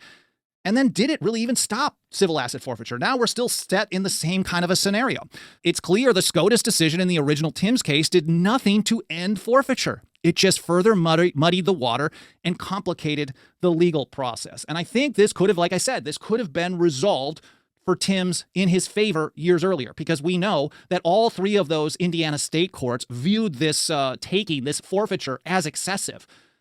And so the whole thing was really about that precedent. And I think it's possible that some people, because some people wrongly believe, and as you saw that example of Sarah earlier, we get this all the time. Like, why are you doing this? The Supreme Court already ended civil asset forfeiture. We hear it all the time. And because some people wrongly believe that the Supreme Court ended civil asset forfeiture, they no longer do anything to support efforts to restrict civil asset forfeiture on the state level. And then sometimes they even go out of their way to oppose those efforts, say, this is redundant. This has already been done. There's no need to pass this. This is a waste of time. And so that means in some ways, in practice, things actually might be worse because they took this approach to expand the incorporation doctrine and use the federal government to protect people from something that the state constitution already said they couldn't do. Now, maybe I go a little bit over the top on this, because I think it's a terrible strategy to go to the federal courts to protect you from the states, because most of the stuff that they do comes from the federal government anyways. But I do agree with Mike Meharry here. He says this underscores an important reality.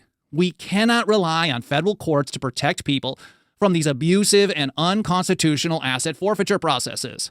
The only way to do that is to reform and eliminate state asset forfeiture laws and opt the states out of the civil asset forfeiture program from the federal government. Equitable sharing. Opt the states out of a federal program that allows them to bypass more stringent state laws by passing cases off to the feds.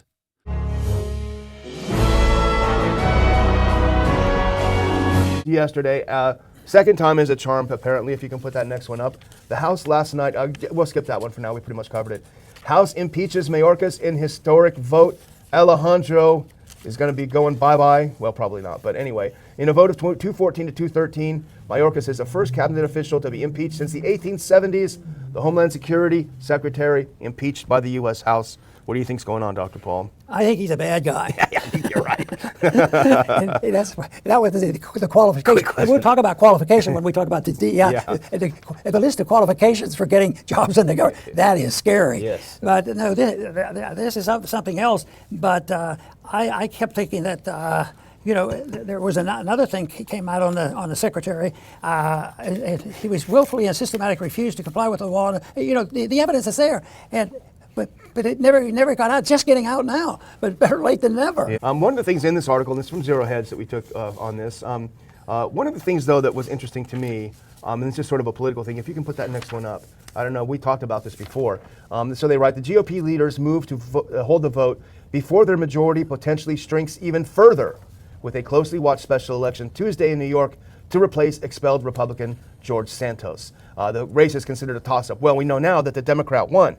So this says a lot, I think, about, and this is not related to Mayorkas, but I think it says a lot about the Republican House majority right now, which is they were so obsessed with getting rid of George Santos, who was not PC in their way of being PC, who was a little bit weird, as we all know, but he was a solid Republican vote for Republican things. So they kicked him out because he embarrassed them, and they said they hold a new election, and now it's a Democrat. So they're razor-thin majority now because they were wasting so much time kicking out Santos. Yeah, the election yesterday didn't help any. No, not at all. There was a release just yesterday that came about dealing with Mayorkas, and this came from Judicial Watch. Yeah. We can trust them. Yeah. They found the documents showing Mayorkas personally rejected Secret Service protection for Robert Kennedy. Wow, wow. And this is simply despicable. And actually, my thoughts were even stronger than despicable. That is, it took a federal FOIA lawsuit to force out this information speaks volume. Yeah. I mean, that is so bad that here he asked for it, and then you have the family history. Yeah. I mean, where is their common sense and compassion? What is the purpose of a security force, related to these individuals who have been threatened? And he was turned down, but it was done by him personally. That's he crazy. signed the document. Yeah. That has to be so bad that once again, he's not. Let's say Kennedy, would have gotten shot. Yeah. This Mayorkas, do you think he had remorse? Do you think they have feelings? Do you think they care? But sometimes that's exactly, how much remorse would it be if they marched around and killed a few more? Yeah. And we live in dangerous times because that generally is, boy, when you read that history of the 60s, about what went on with the Kennedys and Martin Luther King and a few other people, I mean, it was pretty bad. Now they're a little bit more sophisticated. They cancel people. Yeah. If pretend you don't live. And as long as they can keep you from getting any more power, if they can control the media, and they're one step ahead on the media, the social media especially.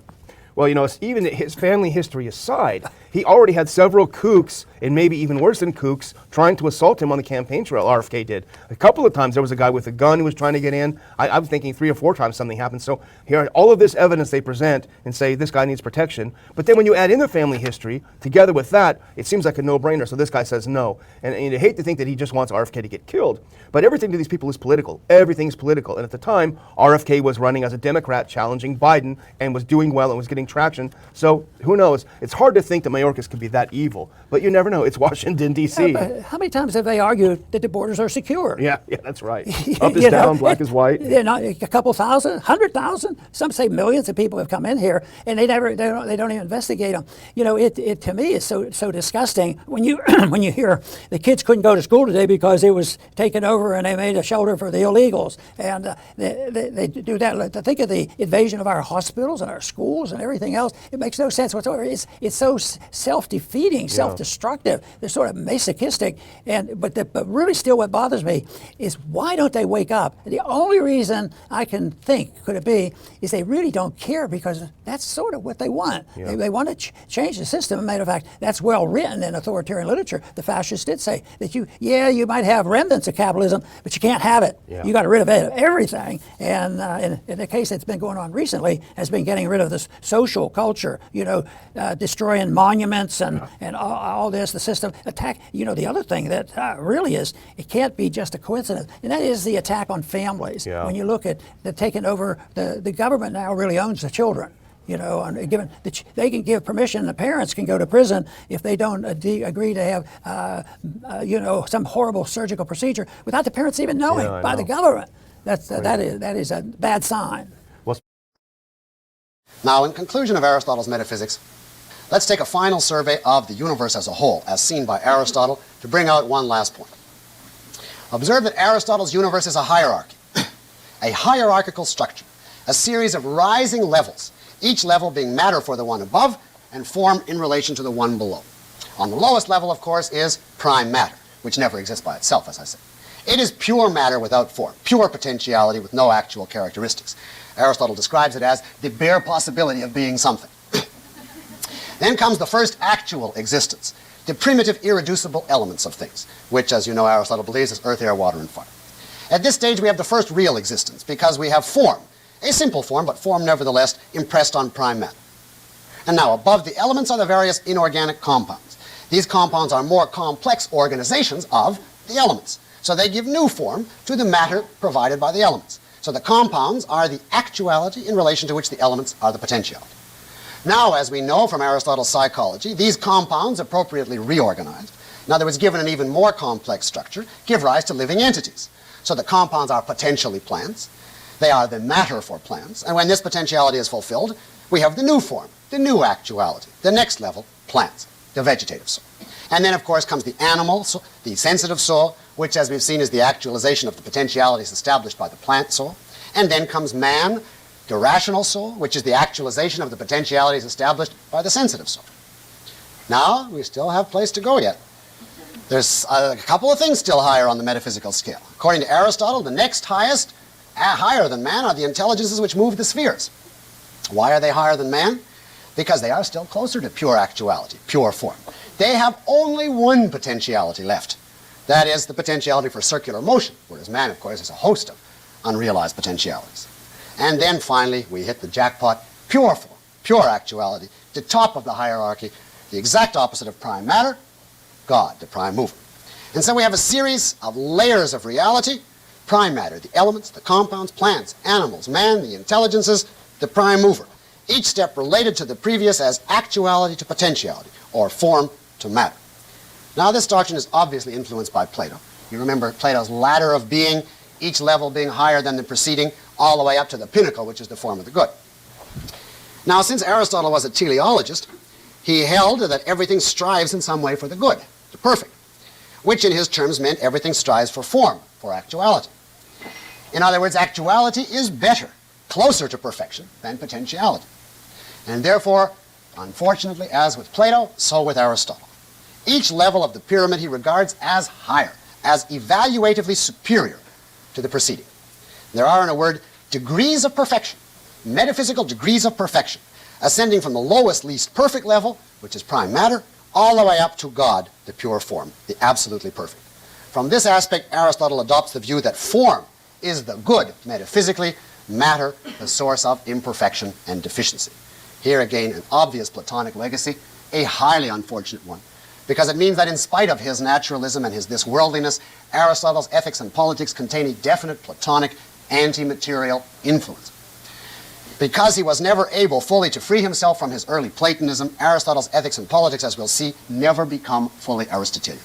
In other words, fully rational and this worldly.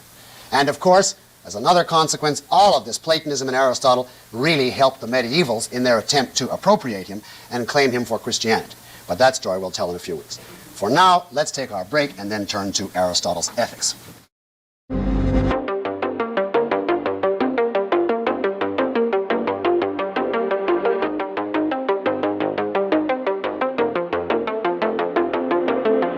So the Times of Israel reported on Wednesday that Israeli Prime Minister Benjamin Netanyahu vetoed hostage deal talks without consulting his war cabinet, infuriating families of Israeli hostages in Gaza. So Netanyahu said no more talks on a potential hostage deal with Hamas. The Hostages and Missing Families Forum, which is a group representing relatives of most of the Israeli hostages in Gaza, said that it was stunned by Netanyahu's move to end the talks. The group said in a statement, quote, "It appears that some of the members of the cabinet decided to sacrifice the lives of the hostages without admitting it," end quote.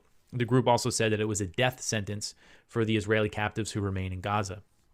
Israeli media is reporting that War Cabinet members Benny Gantz and Gadi Eisenkot of the National Unity Party are furious over Netanyahu's move, and they met on Wednesday to discuss their response. So Gantz, is an opposition figure. He was a defense minister in a previous Netanyahu government a few years ago. It was a coalition deal. He was supposed to take over as prime minister eventually, but that government was dissolved. So he joined the War Cabinet when this thing first, when things first started in October. So he's not happy about Netanyahu doing this. And the veto came after Mossad chief David Barnea met with U.S., Egyptian, and Qatari officials in Cairo on Tuesday to discuss a potential hostage deal. And so the U.S. Air Force and Space Force announced a plan for a major overhaul of force structures to prepare for a future war with China in the Asia-Pacific. So even though they got all this going on in Ukraine, in Gaza, in the Middle East in general, they're still preparing for this future confrontation with China. So the plan was announced on Monday by Air Force Secretary Frank Kendall and other officials, and it includes a total of 24 changes, including 16 for the Air Force, 5 for the Space Force, and 3 for the entire Department of the Air Force, which the Space Force falls under. So Kendall said at a Air Force, some sort of symposium this week, he said, quote, "We are out of time. Why do I say that? It's not that I enjoy sounding like a broken record. It's because for the last 2 decades, China has been building a military that is designed, purpose-built to deter and defeat the United States if we intervene in the Western Pacific," end quote. So according to military.com, the majority of these changes are kind of vague and just renaming things and rebranding efforts aimed at focusing on what they call great power competition. But some of the changes are significant, including bringing back warrant officers, which have not existed in the Air Force for 65 years. So as far as I understand it, a warrant officer is usually one level above the enlisted, but below commissioned officers. And they want to bring back this position specifically for them to focus on information and technology warfare. So Air Force Chief of Staff General David Alvin said that the idea of bringing back the rank is to have airmen who want to code for the country and be network attack people. That's how he put it. So it sounds like cyber operations and things like that. And he also said another thing that they're trying to focus on is large-scale military exercises instead of the smaller-scale drills that it has prioritized for the past few decades, sort of counter-terrorism stuff. Now they're preparing for the big one with China as well as Russia. Articles from Brett Wilkins. And Amnesty International on Tuesday renewed its call for the U.S. government to drop charges against jailed WikiLeaks publisher Julian Assange, whose final hearing before the United Kingdom's High Court regarding his extradition to the U.S. is fast approaching. So Assange's hearing, which is expected to be his final hearing to appeal extradition to the United States, where if he's convicted, he could do he's facing up to 175 years in prison for his journalistic activities for exposing U.S. war crimes by publishing documents he obtained from Chelsea Manning from a whistleblower, which is a standard journalistic activity. So this would just huge implications for the press freedom in this country and around the world because the U.S. is extraditing him. So the hearing is February 20th and the 21st. So Amnesty has been calling for the charges to be dropped against Assange, and they're kind of making the call again. So I think it's important for us to focus on this. And one thing I know, like Assange's wife and Assange activists, the thing that they want Americans to do is basically call their representatives and senators and just bug them about this and tell them, I know there's a resolution in the House that calls for the U.S. to drop the charges against Assange. That's something you can do, is call your House rep and say, hey, support this resolution. It's a huge threat to our freedoms, to the First Amendment. So it's, hopefully, I don't know, this kind of stuff makes a difference when it comes to the ruling of the High Court in the UK. Articles from Responsible Statecraft. And basically, there is a report from a U.S. government watchdog that says ISIS is depleted. They're not a big threat. No threat to the American homeland. So basically, all this talk that's how the U.S. still justifies its presence in Iraq and Syria, even though it's clearly not about ISIS. It's clearly about countering Iran and their allies, the Shia militias who operate in Iraq and in eastern Syria. So this report, it paints a dismal picture of the once powerful ISIS's operations in Iraq and Syria, where it controlled huge swaths of territory in the mid-2010s. The watchdog says, quote, ISIS's capacity to conduct insurgent activities remain severely degraded in Iraq and Syria, end quote. And also ISIS attacks have significantly dropped since 2020. And the group's operations now appear more akin to a failing crime syndicate than a powerful terror group. Crackdowns on ISIS finances have left the organization unable to consistently pay its fighters. The report said that ISIS leaders are paid only sporadically, so just not a cohesive group. Just these remnants remain in these rural areas of Iraq and Syria. Here's Gerald Salenti with today's trends in the news. Well, the country's falling apart. We know that. The Senate debated, and in the cover of darkness, in the middle of the night, voted overwhelmingly to send $98 billion to Ukraine, Israel, and Taiwan.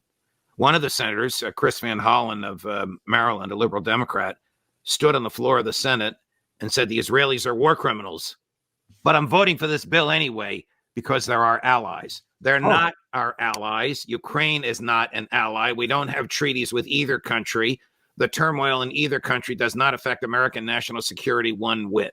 Rand Paul gave a gifted and strong speech against all this, but the vote was overwhelming. It was like 22 to 78 or something like that. It was more than enough to allow this to happen outside of the normal Senate rules.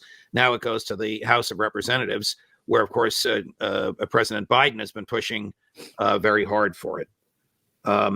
It turns my stomach that the American government can finance genocide in the name of the hardworking taxpayer by borrowing money in the taxpayer's name.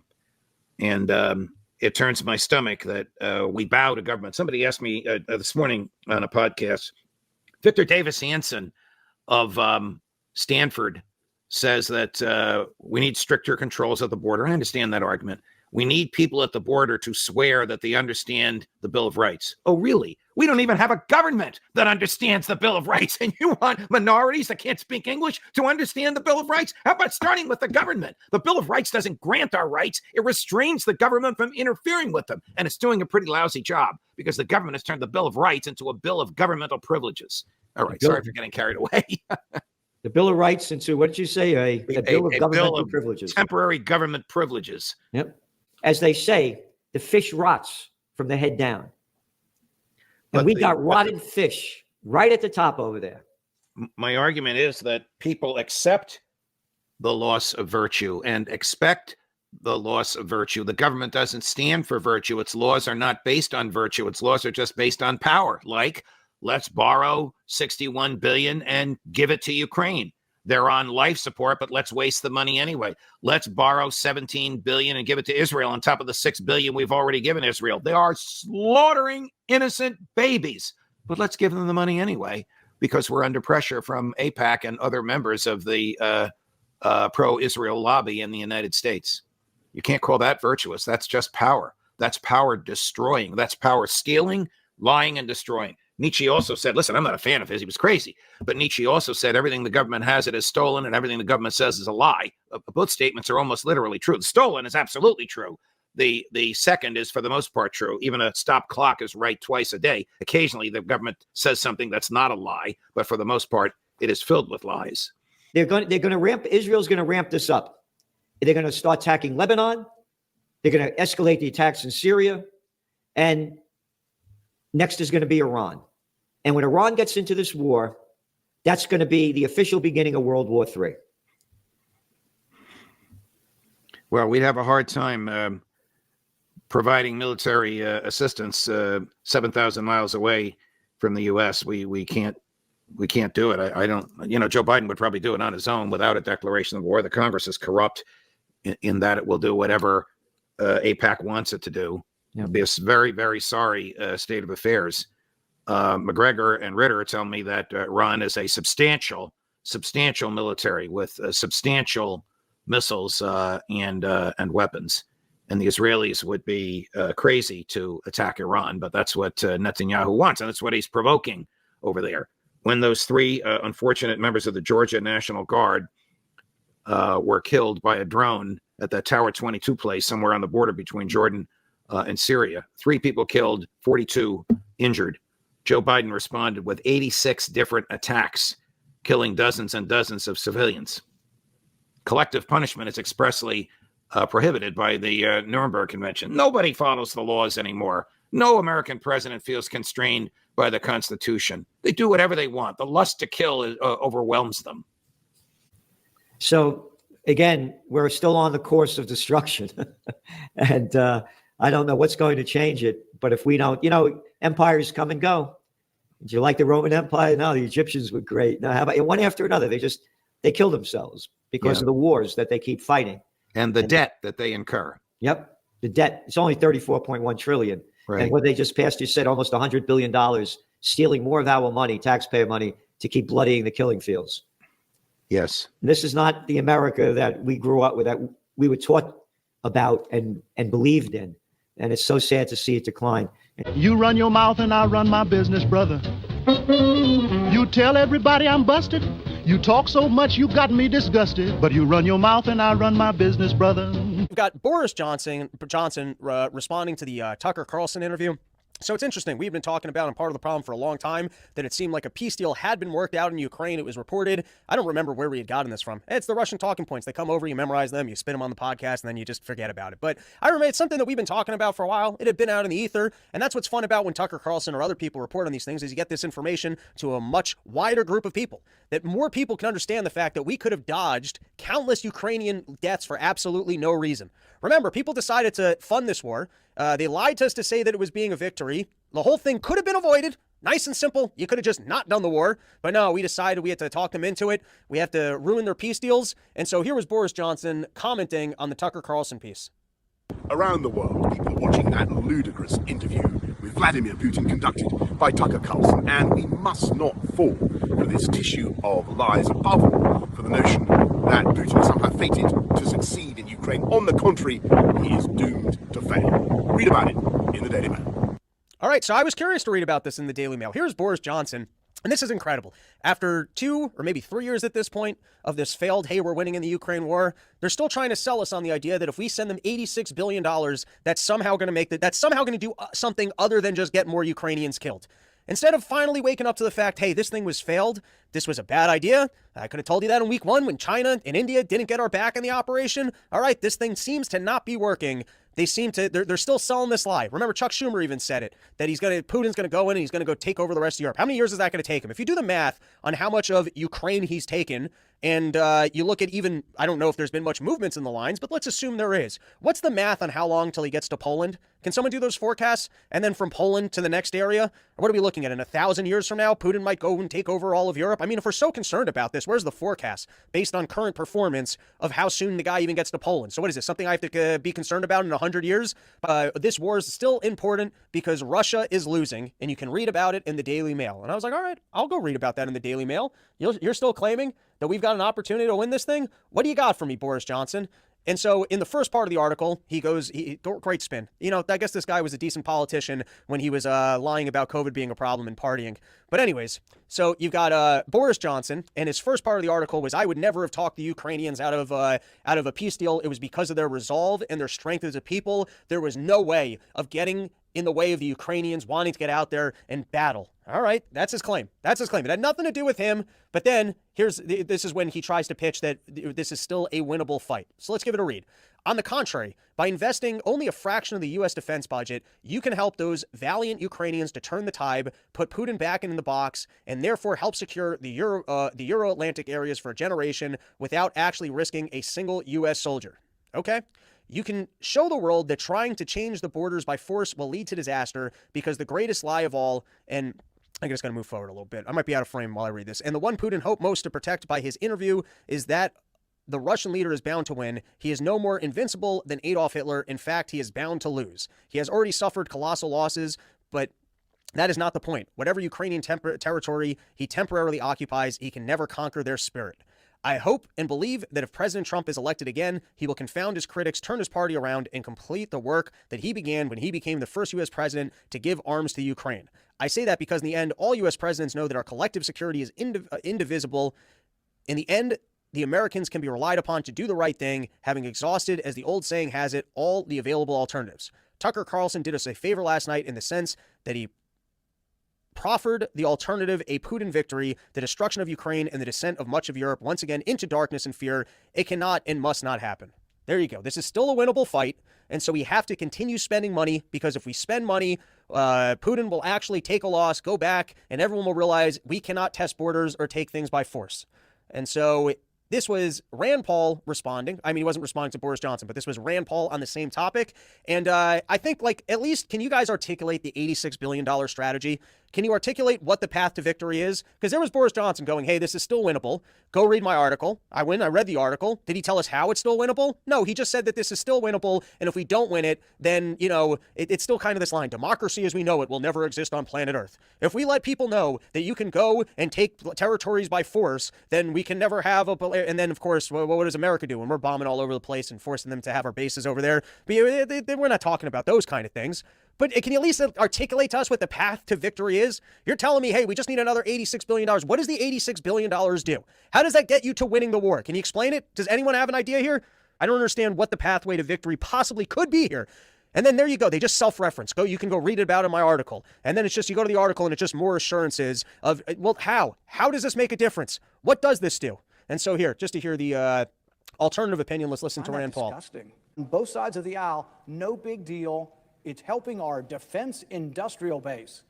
It's another word for the military industrial complex, because even Eisenhower warned 70-some years ago, he warned that there was a danger that the military industrial complex would get so big that it wouldn't be policy led by Congress, that the corporations would become so big, trillion-dollar corporations grabbing up money, that they would direct policy.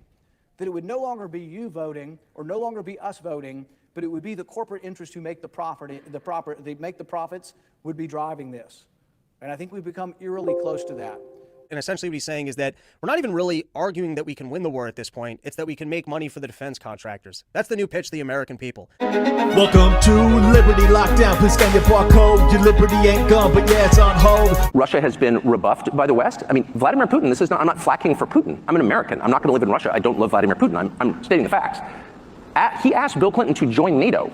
He tried to make a missile deal. He mentioned this in the interview. He did, that's correct. And he's mentioned it in other forums as well. And NATO said, no, we don't want you. Now, if the point of NATO, not if, the point of NATO, originally, of course, the post-war goal of NATO was to keep the Russians, the Soviets, from coming into Western Europe. It was a bulwark against the Russians. So if the Russians asked you to join the alliance, that would suggest you have solved the problem and you can move on to do something constructive with your life. But we refused. And so, I mean, just meditate on that. Go sit in the sauna for an hour and think about what that means. Very important point. And actually, I had a clip when I was on Timcast IRL about a year ago now. I had just finished reading Scott Horton's latest masterpiece that is still not released, called Provoked, that gives the entire history of not just the Russia-Ukraine war, but really how it came to pass, expansion post-91 after the fall of the USSR. And I do this 3-minute rant. It's still my pin tweet at Liberty Lockpod if you want to go watch it. So Tucker's analysis there is really important. And it's really, really important that his audience, to the tunes of hundreds of millions of people, are hearing it. That, yes, Vladimir Putin, as well as other leaders, I think... I'm blanking on his name, not Gorbachev, the guy after him. Anyways, doesn't matter. They asked to be added to NATO. They said, look, Cold War's over. Let's go. And the Clinton administration, as I described on that Timcast rant, they laughed him off. They said, we'll pass. Not interested. The explicit purpose of NATO, to prevent Russia from threatening Western Europe. Russia didn't want to threaten Western Europe. They wanted to stop. They wanted to end that standoff. They wanted to move forward. And I think Tucker's point is, he says, go in the sauna, reflect on this. You should absolutely do that. When I was reading Scott's book, that's all I did. All I did was reflect on what the fuck happened. You had an opportunity to take the largest nuclear power off of the enemy side of the map and put them into the civilized, we're not going to blow up the world part of the map, assuming that's what the West is, which I'm not so sure it is anymore. But we had that opportunity and they didn't take it.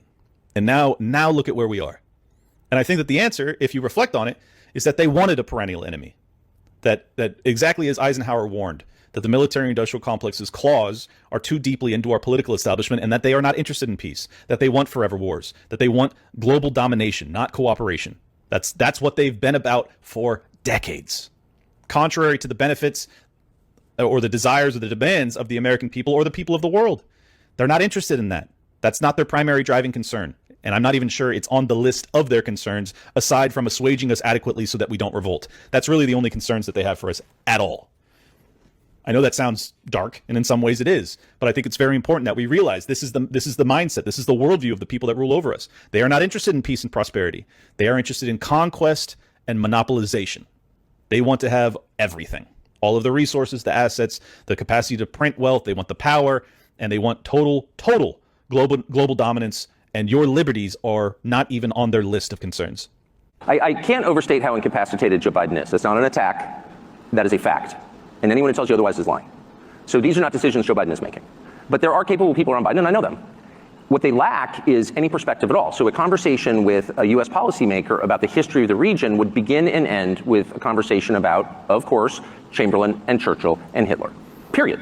So the American policymaker historical template is tiny. In fact, there's only one. And it's a 2-year period in the late 1930s. And everything is based on that understanding of history and human nature. And that's insane. And so actually, American policymakers have convinced themselves that Vladimir Putin is going to take over Poland. And it is not a defense of Putin. I don't mean to defend Putin. I'm not a fan of Putin's, and I'm not a subject of Putin's. I'm an American. However, there's no evidence that Putin has any interest in expanding his borders. He is the largest country in the world, and it's very hard to run. They don't need natural resources. There's nothing in Poland he wants. There's nothing he will gain by taking Poland other than more trouble. You're saying that he's going to invade Poland? You don't know what you're talking about. Here is a point in the interview. When you asked him, are you ready to invade Poland? Are you an expansionist power? Expansion, yes, in Poland. He said, only if Poland launched a war on Russia, okay? Ukraine did not launch a war on Russia, and he invaded Ukraine. Why you didn't follow up on this question? I started with that question, actually.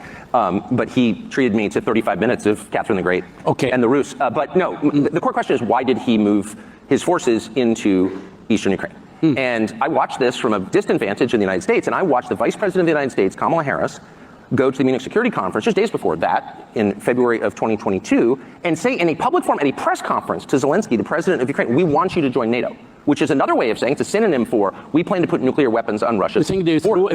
For those that think that Tucker may be overstating it, that Kamala Harris would never do such a thing, especially when Russia was already staging on their border, on the Ukrainian border. I appreciate and admire President Zelensky's desire to join NATO. And one of, again, the founding principles of NATO is that each country must have the ability, unimpaired, unimpeded, to determine their own future, both in terms of their form of government and, in this case, whether they desire to be a member of NATO. And I'll put that in context because the obvious is also the point, which is that, and therefore no other country can tell anyone whether they should or should not join NATO. That should be their independent choice. That is the point of sovereignty. So I respect President Zelensky's desire to be a member of NATO. So there you have it. Did Tucker lie? Or was he telling the exact truth? And this has actually been a point I've highlighted many times, that this was intentionally provocative. The State Department is obviously Kamala and Biden and everybody else. They all knew the reddest of red lines. It was told to Burns, the current CIA director, when he was talking to Condoleezza Rice over a decade ago. They knew. Reddest of red lines. Ukraine cannot be added to NATO. If they intend to, it will ultimately amount to Russia invading Ukraine to prevent it.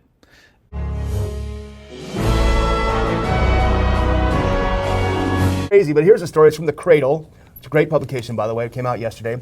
Australian MPs vote overwhelmingly in favor of freedom for Julian Assange. Turn on that next one if you can. This is from the article. Australian MPs, including Prime Minister Anthony Albanese and members of his cabinet, have voted overwhelmingly in favor of urging the US and UK to allow embattled WikiLeaks founder Julian Assange to return to his home country of Australia. Let him go home.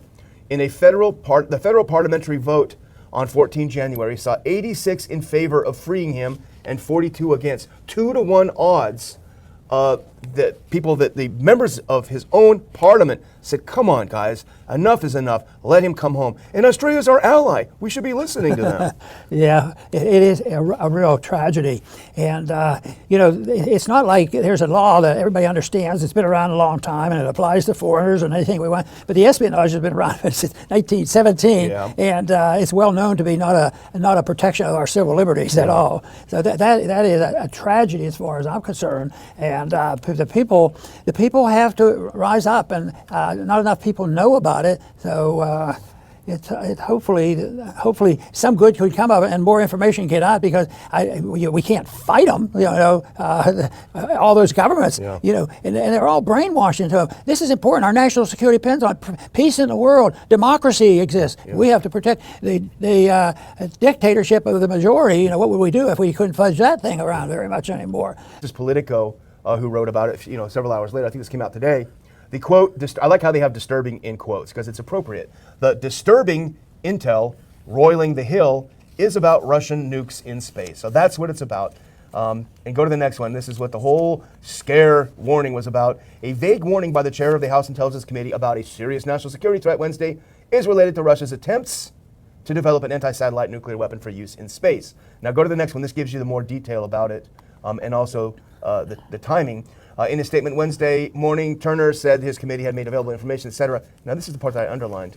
It's not clear what prompted Turner to issue the statement now, as the intelligence has been available to leaders of the House Intel Committee and their top aides in a secure room for more than a week. Others say longer, one of the people said. So this is kind of old info. It's nothing new. And then all of a sudden, he releases it in a very scary way. The question is, what's going on? What's the story about this timing? That's it. Well, Mike Lee, senator from Utah, who very often has good tweets, he's worth a follow. He also has another theory about why this terrible, scary thing just came out. Put up his tweet up here, tweet post on X. And that's a good take on it. He says, he reposts the statement from Mike Turner about this terrible threat. And Senator Lee says, very interested to learn about this threat. Also, very interested to know why the spy guys are raising mysterious alarms right before we're about to reform illegal domestic surveillance under FISA. So he's suggesting here that this is a smokescreen for reauthorizing that FISA, the 720, I guess. Yeah, and they all do come together. You know, they probably have backups. You know, on a different on a different appropriation. If they miss it in one, they can slip it in, and all of a sudden, oh yeah, that was put in this other bill. So, and that's why the people are so cynical, and they should be, because you know, whether it's economic reports or foreign policy reports, the trust of our government has just diminished tremendously, and this is a positive because they don't tell us the truth very often. Now this is interesting, especially for us. We spent a lot of time on the Hill. We're interested in the different kinds of maneuvers that happen there. We know the issue about this $90-some billion national security supplemental, and we know that Johnson doesn't want to bring it to the floor. Speaker Johnson doesn't want to bring it to the floor without the border stuff, and now he's so committed that he kind of can't because it would be backing down. Well, here's the new move that they're trying to do now. Put this next one up. This is from Zero Hedge. House Democrats eye backdoor to force vote on Ukraine and Israel funding. If you do the next one just really quick, I'll see what it is for our audience. What they're going to be pursuing is a discharge petition. You need 218 signatures, which means the support of Republicans to force the legislation to the floor. Now, you and Dennis Kucinich did this a lot when it came to anti-war Iraq stuff, and you were joined by a lot of others. It's an interesting tool to use. It is a good tool, and it's been around. The founders thought it was a good tool, and it's also, if you have to recognize that you don't take the strategy and say, well, we don't want to be embarrassed and call it up and not win the vote. Well, the purpose is to get some attention to it, and maybe more people will join. And I think, you know, what are they trying to get up? Another 100 billion almost, 60 for Ukraine and 14 for Israel, and 9 for Gaza. Yeah, he hasn't done a great job of herding the cats, of running a tight ship so far. The only thing he really has going for him right now is that the moderates haven't rebelled. If they kick him in the face, I just wonder if this is going to be the death knell, in figuratively speaking, for Speaker Johnson as Speaker Johnson. I wouldn't be surprised because they're talking about putting Kevin back in. So, but that would be a real coup. And oh, I'm going to be Speaker again.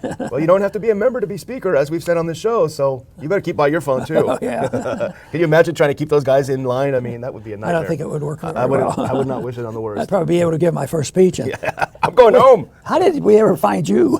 But that was their way of treating me, because they were always polite, but they knew that what I was talking about was so extreme, obeying the Constitution every time. They didn't need that extreme attitude. So. Well, you reminded them what they all professed but didn't really take seriously, and that's what made them so irritated. That's for sure. Now, in a general way, Aristotle's ethics, as you would expect, is neither of the mystic nor the skeptic variety. Aristotle does not believe that ethics is a matter of commands or of mystic insights into another spiritual superreality. As opposed to Plato, his ethics attempts to be naturalistic, this worldly. It's concerned with men living on earth and attempts to guide them to successful behavior here in this life, without reference to the supernatural, either as the validation of his ethics or as the goal of life. And as against the sophists, Aristotle's is not a subjectivist ethics in which anything goes, all feeling should be indiscriminately acted on, and might makes right. Morality for Aristotle does not require an appeal to the supernatural, nor a collapse into irrational whim worshipping. In this general sense, his approach to ethics is naturalistic and objective. However, Aristotle did not know how to implement this general approach in the form of a rational, scientific, proven code of ethics. He held that ethics was not an exact science, where you could formulate precise principles and give mathematical proofs from logical premises. In ethics, he thought you could only formulate rules true in a rough way and for the most part. And you couldn't give formal proofs. Why? Well, you remember that science has to begin with facts, from which we then generalize, induce, arrive at the principles, and turn around, deduce, systematize. And what are the facts in ethics? What are the data to start with? Now, I interject, if Aristotle had given an analysis of the nature of life and of the relationship between life and the concept of value in the form given by Ayn Rand and Atlas Shrugged, then he could have arrived at an objective ethics based on fact. But no such approach is anywhere hinted in what we have. He said, in effect, we have to start with the way people actually behave, with what they actually value. That is the data, the facts of ethics. Well, you ask, do we start with just anybody? No. There are certain men whom we all recognize to be wise and good and noble, says Aristotle. And ethics rests ultimately on our perceptions of how these men, the wise and noble Athenians, behave. We observe them. We can then generalize, try to eliminate inconsistencies if we find any, provide a metaphysical framework to systematize their behavior. But after all, there are many fluctuations even among wise men. Many situations where our accepted general rules have exceptions. So at best, all we'll have at the end is a more systematic account of the moral principles governing the best Athenians, not a formal science. This is all Aristotle attempts to provide. Now, because Athens was a good culture in many ways, Aristotle says many things which are valid in ethics. But at bottom and at the base, he has no methodology to validate his ethical conclusions. And at many points, as we'll see, his ultimate answer to an objection is, that is how the wise man behaves. If you don't see it, it simply means you haven't been well brought up. Well, now, how shall we go about systematizing an ethics? Well, Aristotle observes that values are hierarchical. Everyone pursues some things for the sake of other things. You come to these lectures for the sake of knowledge. But the knowledge of ancient and medieval and early modern philosophy is not an end in itself. You want it for a purpose, to guide your actions. Suppose, for instance, you have a career purpose. But your career is not an end in itself. You want it as a means to support your life, and so on. Some ultimate end, some final goal, says Aristotle, must exist which we want for its own sake, and not simply as a means to something else. There must be an end in itself, and this is logically necessary. Otherwise, we have simply an infinite regress. You cannot value everything as a means to an end, unless something is the end, the ultimate value. Just as there must be first axioms or archai, there must be an ultimate goal. And when discovered, it will serve as the standard in terms of which to evaluate all other goals and values. And so the question of ethics is, what is the end, and then how best to achieve it? Well, we can learn certain things about the ultimate goal. It must be an end in itself, as we've said. It must be self-sufficient. In other words, something which, even if we had only it, we would have everything worth having, because everything else we want for its sake. And thirdly, and most importantly, it must be possible. It must, says Aristotle, be attainable by man on earth. Now, this is a crucial point of Aristotle's ethics. We must remember, says Aristotle, that we are setting up an ethics for man. We are prescribing how this sort of entity should behave. We must therefore take as our given the facts of human nature, the kind of entity we're talking about. For instance, man by nature has a body.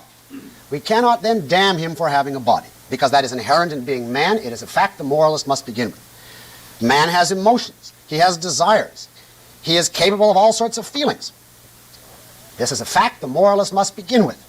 It is ridiculous, says the Aristotelian approach, to set up as an ideal the cessation of all feeling in the way that Plato virtually does. That is inherent in man. You can't condemn him for having emotion. You can't condemn him for being capable of error. You can't condemn him for anything which is in his nature. It would be the equivalent, if I make up my own example, as supposing you were making up an ethics for dogs, and you were to say the supreme virtue for a dog is to study the theory of relativity.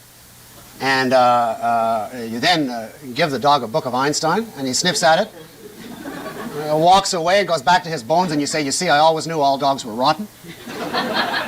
By nature, they are stained with sin because they prefer bones to Einstein. Now, if that's the way a dog is by nature, then you are the senseless one to put forward that theory. It's not the dog's fault. Now, by this Aristotelian approach, to which he is not fully consistent, but nevertheless by it, the doctrine of original sin is inherently impossible. If something is inherent, it cannot be sin. Ethics must prescribe values and virtues based on the facts of human nature, capable of attainment by man here on earth. It follows, according to Aristotle, that man at birth is neither innately bad nor innately good. He is simply morally neutral at birth. If he becomes good, that's his achievement. If he becomes bad, that's his fault. He cannot blame his nature. He cannot blame his passions. Passions are simply facts of human nature, and as such they are neutral. It's what you do with your passions, says Aristotle, what you make of them. What form you give to them, they being now the matter, that is what determines moral virtue.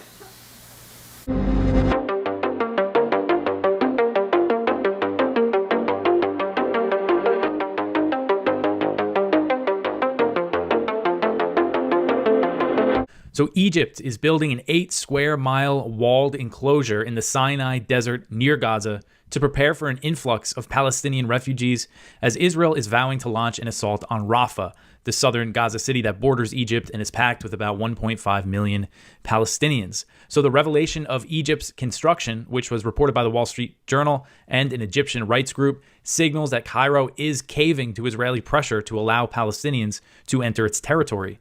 Egyptian officials told the Wall Street Journal that more than 100,000 people would be able to fit into the camp that they are constructing. If a mass exodus of Palestinians from Gaza does happen, the Egyptian official said that they want to limit the number of refugees they allow in to be between 50,000 and 60,000. I think if they start coming across the border, it would probably be pretty difficult for Egypt to limit the number. I mean, depending on how big the Israeli assault on Rafah is. So the Sinai Foundation for Human Rights first reported on the construction on Wednesday and said that the project is expected to be completed within 10 days. Egyptian officials told the Journal that they expect a broad Israeli offensive on Rafah to start within weeks. Israel must be, Israel definitely knows that Egypt is building this camp. And I'm sure that with that knowledge, that means they're going to try to push as many Palestinians as they can into that camp, into Egypt. That's really their ultimate goal here. Israeli government officials, ministers in the Netanyahu government have not been shy about their desire to expel the Palestinians from Gaza and reestablish Jewish settlements in the Strip.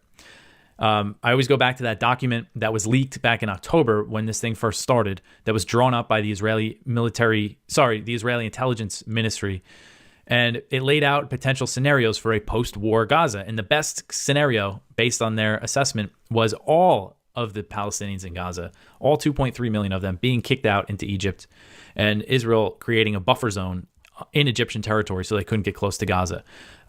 And we've seen Netanyahu has said that he is looking for countries to absorb Palestinians. But since then, he's kind of cooled the rhetoric on that since the Biden administration has criticized Ben Gvir and Smotrich, these Israeli ministers who speak very openly about this stuff.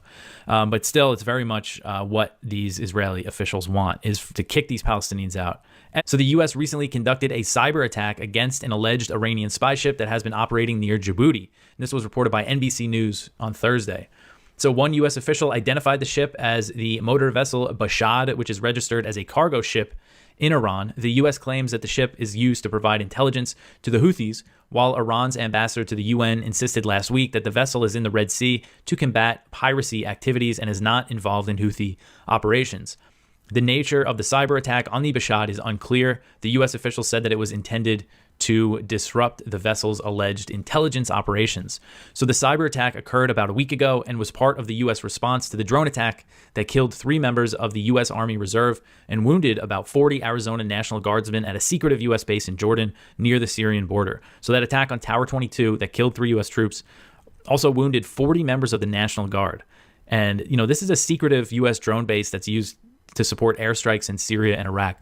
Why isn't it just crazy that it's the National Guard that gets deployed there? That's why I've been pushing for people to get involved in the Defend the Guard stuff, because I think it has a lot of power. If they pass the legislation in a state, that means the federal government cannot deploy that state's National Guard to war zones where if Congress hasn't officially declared war, and they haven't done that since World War II. And that's who is deployed to Syria, Iraq, and this secretive base in Jordan. So I think it's really important. So this article is from the Cato Institute, from Patrick Eddington. And so the FISA thing, Section 702 of FISA, again, due to expire in April. And the House, some members of the House they're talking about putting up a bill that would require warrants for this type of surveillance under FISA.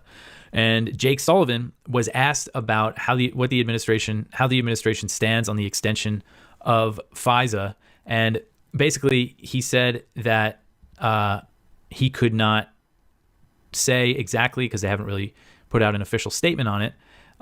But he said, discussing the warrant requirement to access FISA data on Americans, he said that would not be in the national interest of the United States.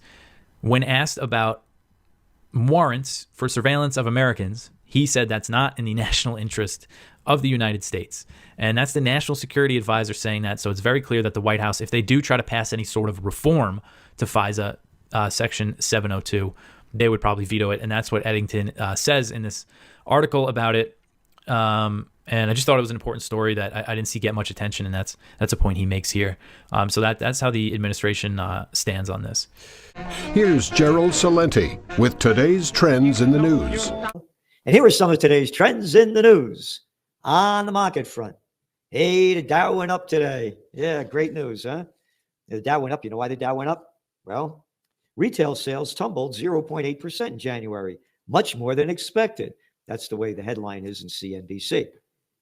So they went up because it looks like the Fed now is not going to keep interest rates where they are. They may lower them because the economy is slowing down. And we said this was going to happen. And the numbers are rigged. They pump them up to make you feel good, so the markets go up because advanced retail sales declined 0.8% for the month, following a downwardly revised 0.4% gain in December. 0.4% gain in December. That's holiday spending. Things are supposed to boom back then, right? Yeah. So it's slowing down. There's absolutely no question about it. And what we have is dragflation. The economy's going down and inflation's still high. Because when you look at the real inflation numbers, people are suffering, the cost of automobiles, insurance, on and on and on, way up. Just to put into perspective, and again, this is adjusted for inflation. If you bought a car in today's inflation numbers in 1974, it would cost about $22,000. Today, it's nearly $50,000. All right? So it's a lot worse than they're making it. And again, we believe that this may well be the year of the crash because there are a lot of trends shaping the future that have very little to do with economics in their geopolitics. And geopolitics had nothing to do with economics because the people running countries in a country near you are out of their fucking minds. Little pieces of shit. Little pieces of, from Boris Johnson to Sunak, shit. Yeah. Take out the UN and put shit after it, beginning with Sunak. Yeah. Little fucking boy dresses up and goes to Ukraine. He got his, his dungarees on, looking tough. Little fucking Katson Macron with a fucking Rothschild pecker about that big with his fake fucking hair running France. Out of his mind, fucking Biden. One shit show after another. This could be the year of the crash because the biggest thing threatening the markets are the maniacs in charge that are threatening life on Earth. And we'll get to that as well. Netanyahu being one of them. So here we go. The futures markets, by the way, say they're going to start lowering rates in June. We say it's going to be earlier. Amount of commercial real estate loans due this year spike, nearly $1 trillion. Again, one of our top trends for 2024 is office building bust. This thing's going to go down big. They're barely talking about it. And of course, it's going to be brought down because of the office building bust. You have an office vacancy rate of about 20%, and it's global. Here we go. New York community, again. Delinquency rates on commercial mortgage-backed securities are expected to rise to over 8% in 2024. And that's according to Fitch.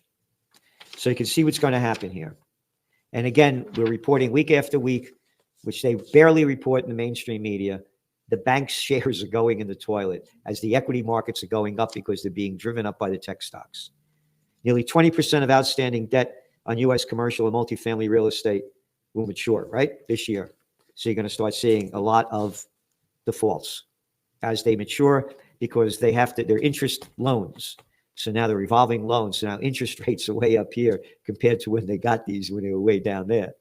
So now they have less money coming in, less tenants, high debt load. You're going to see defaults and banks go bust. The Wall Street Journal. EV revolution gets a reality check. No shit.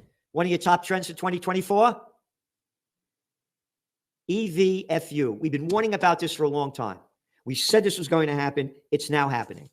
And again, the cost is one thing. The efficiency is another thing. And again, people are suffering. 63% of people living paycheck to paycheck.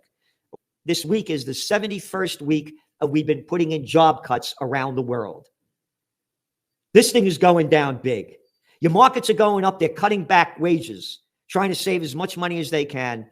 And again, now what's going to happen when all these people are out of work? How are you going to pay your mortgages? How are you going to pay your loans on your cars? Oh, by the way, talking about the loans on the cars and everything else that's going on. delinquency rates. Let's see over here.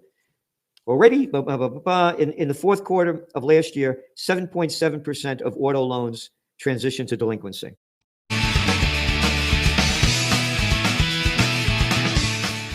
And of course, the subject is Julian Assange, the founder and former operator of WikiLeaks, who is in prison in Britain right now. And the question is, will he be extradited to the United States to face espionage charges? And so, first of all, I believe the news is his hearing is coming up later this month. Is that correct? And this is the very last shot at the entire appeals process in the UK, Kevin? Yeah, on February 20th and 21st of next week, we have a 2-day hearing in which Assange and his team will have their first chance to basically lay out some appeal arguments. They're asking the British High Court of Justice, an appeals court, to overturn the lower court's decision, which was passed on to the UK government 1.5 years ago. And the British government already authorized his extradition to the United States. And that's what they're appealing. Right. Okay, so exactly at issue in this case is not just Julian Assange and the U.S. government's vendetta against him, but there's apparently a huge consensus finally now at this late date, but coming together now among major news organizations and human rights groups, etc., that free speech itself in the West, in the United States, is in jeopardy. Now, is that just a bunch of hyperbole? Because after all, we're talking about a guy that people love to hate. Maybe they'll just get him. No, we finally got quite a number of groups standing on principle.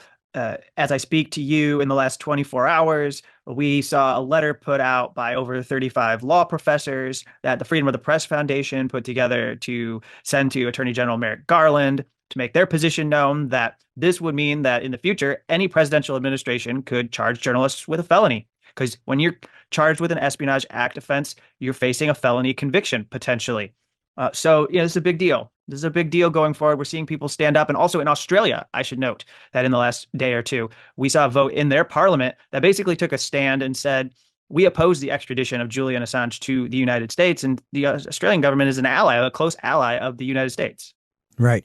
Yeah, it's about time that they finally stood up, but they have been for the last year or so, right? So does it look like that's having any kind of effect? Or there's been a lot of consternation on the part of Assange supporters in Australia because they feel that the prime minister and other officials who have power to pressure Biden won't do it. And there's a lot of foreign policy reasons, I think, for why they're very careful about how far they go. So they're doing the bare minimum, but it's more than we can say about anybody in the U.S. government. And they're really doing a poor job. It's extremely disappointing that there's a resolution in the House right now that was put forward to say that if you believe in principles of freedom of the press, then you need to support an end to this case against Julian Assange. And there's only like 10 representatives out of 435 that have put their name to it. It's awful. Okay, can you give us a little bit of a 101 here about why it is that Genocide Joe is going after this guy so bad here?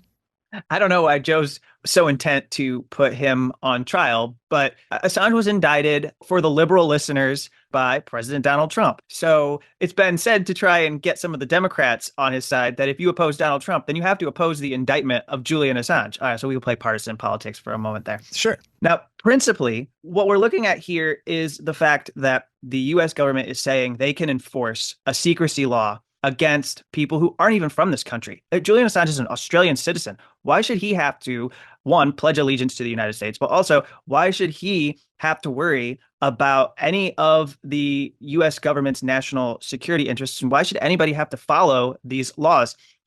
Again, to your liberal listeners, they wouldn't accept this from the Russian government, from Vladimir Putin. And in fact, we have a very similar case playing out right now where Evan Gershkovich, a Wall Street Journal reporter, is being kept in detention. And Tucker Carlson, who I know your liberal listeners, if they're here listening, they hate him, but he did ask at the end of a 2-hour interview 3 times, when are you going to release Evan Gershkovich from detention?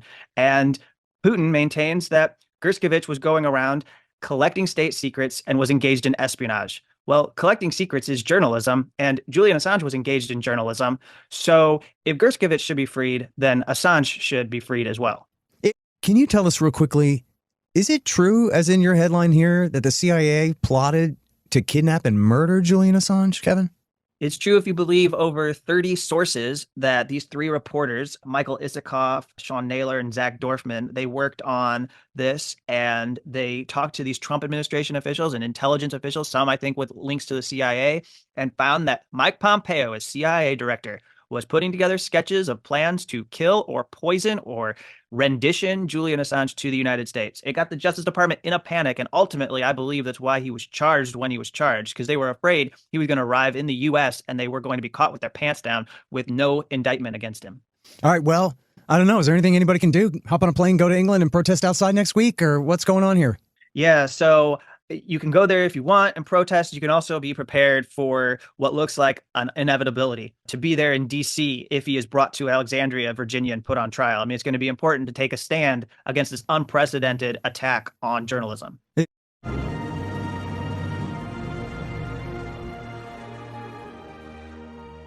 The last clip that we ran, I don't know if you caught this at the beginning. I'm sure you did. The reporter says, "Is there any way to get that money without waiting for Congress?" And Biden said no. Well, they did that with Israel. They sent Israel $200 million by certifying on a weekend when Congress wasn't meeting that this was, and Congress still hasn't ratified it, that this was a matter of American national security. I contend that that's an act of perjury, because it's not a matter of national security, and Secretary Blinken had to sign under oath that it was. The statute requires that he sign under oath that it is. You're probably familiar with this from your years. Yes, very familiar with it. Right, in order to get in the Treasury to loosen the cash or the DOD to send equipment over there. I would defy the Secretary to explain how it's a matter of national security. Of all the picayunish things we've done in the past 30 years to bring articles of impeachment to bear against people, particularly presidents, there hasn't been a single one of those things that probably would have been in the founders' eyes an impeachable offense. This is. There is no question about it. In the founders' eyes, particularly James Madison, this would be an impeachable offense for both the Secretary of State and the President.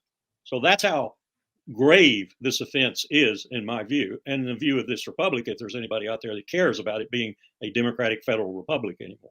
I want to underscore what you just said, and I'm happy that Madison, who of course is the scrivener of the Constitution at the Constitutional Convention, you know this, you teach this at William and Mary. The Constitution expressly says, no money shall be spent from the Treasury, but what is expressly authorized by Congress and put in a public journal. Oh, okay, Tony Blinken, you just spent $200 million that wasn't approved by Congress and wasn't put in a public journal, and you lied under oath in order to do it. Is he going to be impeached for that? Absolutely not. Well, are you able to put a numerical handle on the Ukraine war? Could you tell us what it costs roughly per week, per day, per month, however you want to break it down, for the Ukraine military to attempt to resist the Russians? I've seen a wide range of figures, just as I've seen a wide range of figures for the war in Gaza right now. I've seen everything from 75 million to 150 million a day. I tend to come down in the middle of that, maybe 100 million a day. How about Gaza? What is the IDF spending? We know where they're getting the cash and the equipment from the U.S., but what do you think they're spending a day? When they conducted Operation Cast Lead for about 23 days, as I recall, and did the same thing and gave us a precursor of this, murdered everything in sight, it was about 100 to 125 million a day.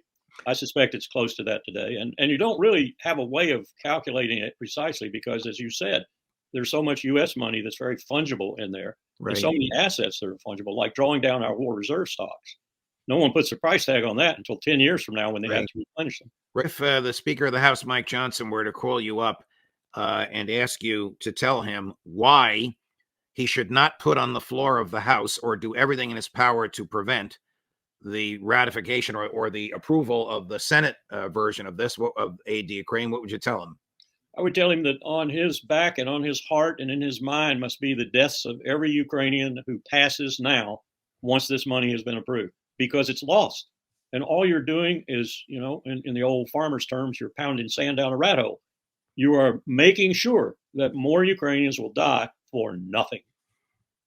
How depleted is the Ukrainian military? Getting back to sending gear over there, how depleted is the Ukrainian military? Do they even have the technical capability to operate whatever we have in storage that we might be able to get there in the next 6 or 12 months? And you can expand on this, Colonel. Will there be a Ukraine military under the command of President Zelensky and General Sarsky in 6 or 8 months? Well, that's a very good question. Not one that's cohesive and capable of maintaining a reasonable battlefield sobriety and success rate. It will be at best fighting last-ditch delaying tactics against a Russian juggernaut that is in no special hurry to do anything further than what they've done. The only place I worry about with that regard, and I've said this elsewhere, is if I were the Russian military, and I have a lot of respect for some of the mid-rank of the Russian military, which now has risen a little. The cream rises to the top, especially in war. They would be salivating over the prospects of closing this out with Odessa, because Odessa is a far more important port than Sevastopol or anything else along that coastline. And if they had Odessa, that would sort of cement their fears of the Black Sea problem and the threat from the south in that arena. So, as Clausewitz says, the dynamics of war change with every day of battle. And you start getting to the point where Ukraine is feeble and can't really do much of anything, no matter what NATO does, short of putting NATO troops on the ground in Ukraine. And maybe that might whet the appetite, and the military might persuade Putin that they need Odessa. So they're going to lose even more, and they're going to lose the most valuable port in the country. You're listening to Part of the Problem on the Gas Digital Network. Talking point from pro-Trump people about foreign policy, as I'm sure you've heard a bunch of times, Rob, is no new wars. He didn't get us into any new stupid wars like George W. Bush did and Barack Obama did. But hey, Donald Trump did not start another disastrous war. And okay, whatever, we could get into the merits of that claim. He certainly continued a lot of them, and he flirted with a couple of other wars that we almost got into, but like in Iran and Venezuela. But regardless of that, it's really amazing for someone my age that that's the talking point. So I don't really hear, it's not like their talking point is like, he wasn't a softie like Obama and he really took the gloves off and killed ISIS. Which could just as easily be their talking point, but it's not. And their talking point is like, hey, he didn't get us into another stupid war. So I at least appreciate that. At least that's the right mindset to have. Anyway, obviously, since October 7th, there's been, it's almost like an earthquake that split the land and divided the right half of America into these two different camps. And there's one camp that kind of got teleported back to 2003. And then there's the other camp who's like, oh no, we really meant it. And there's probably no better representatives of those two camps than Ben Shapiro and Tucker Carlson.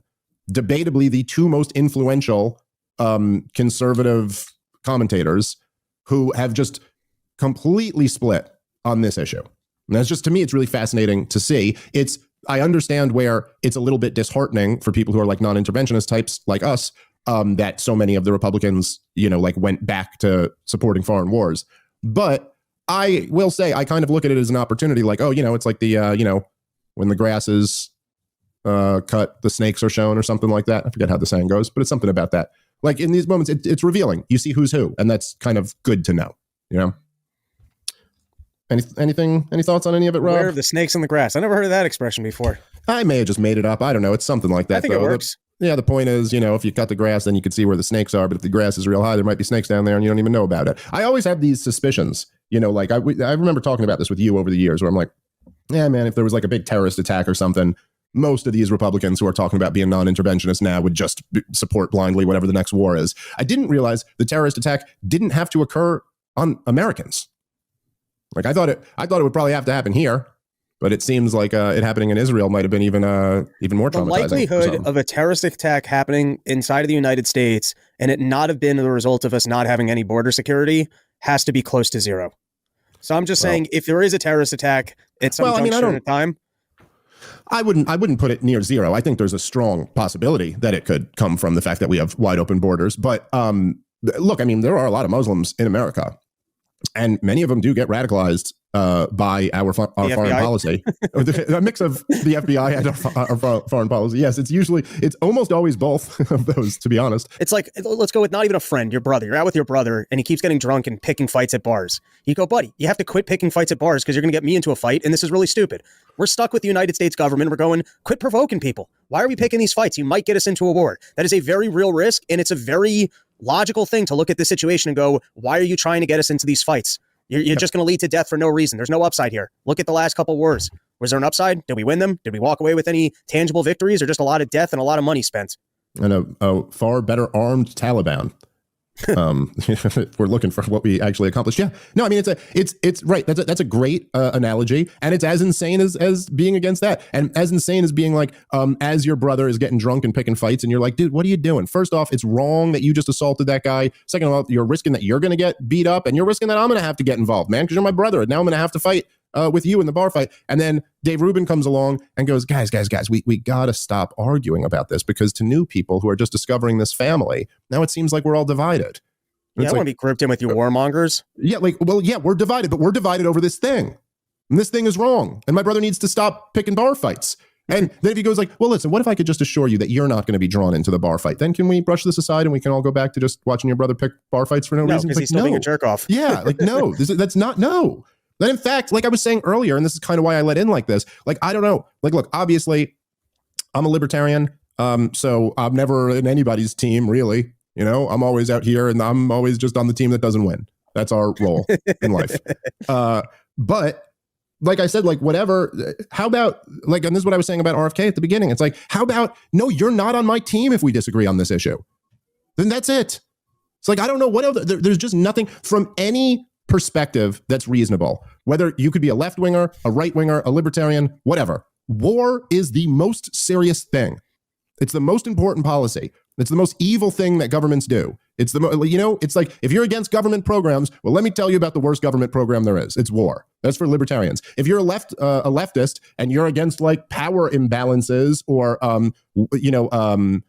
vulnerable people being exploited, well, let me tell you the worst version of that, the worst case of that. It's called war. If you're a fiscal conservative, you know what I mean? Like, any angle you come at it from, it goes, well, this is the worst thing. This is the worst thing in the world. And I'm sorry, if we're divided on the most important issue, then we're not on the same team. And I don't even care. You could be good on a lot of other issues, but like, no, we're still not on the same team if you're bad on the mass murder issue. Your daily dose of liberty education starts here. The Tom Woods Show. In the 21st century, there have been 3 episodes, more than any other episodes, where I've heard people say, well, at a moment like this, nobody can be a libertarian. Or this is a terrible time to be a libertarian. So COVID was one. Can't be a libertarian during a pandemic, Mary.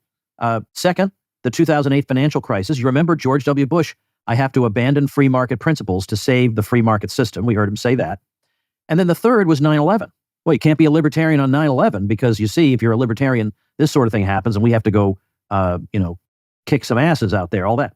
And yet, once the dust settled and our wits returned, you realize that actually, if you'd been a libertarian in all 3 cases, things would have turned out much better in each case. Yes.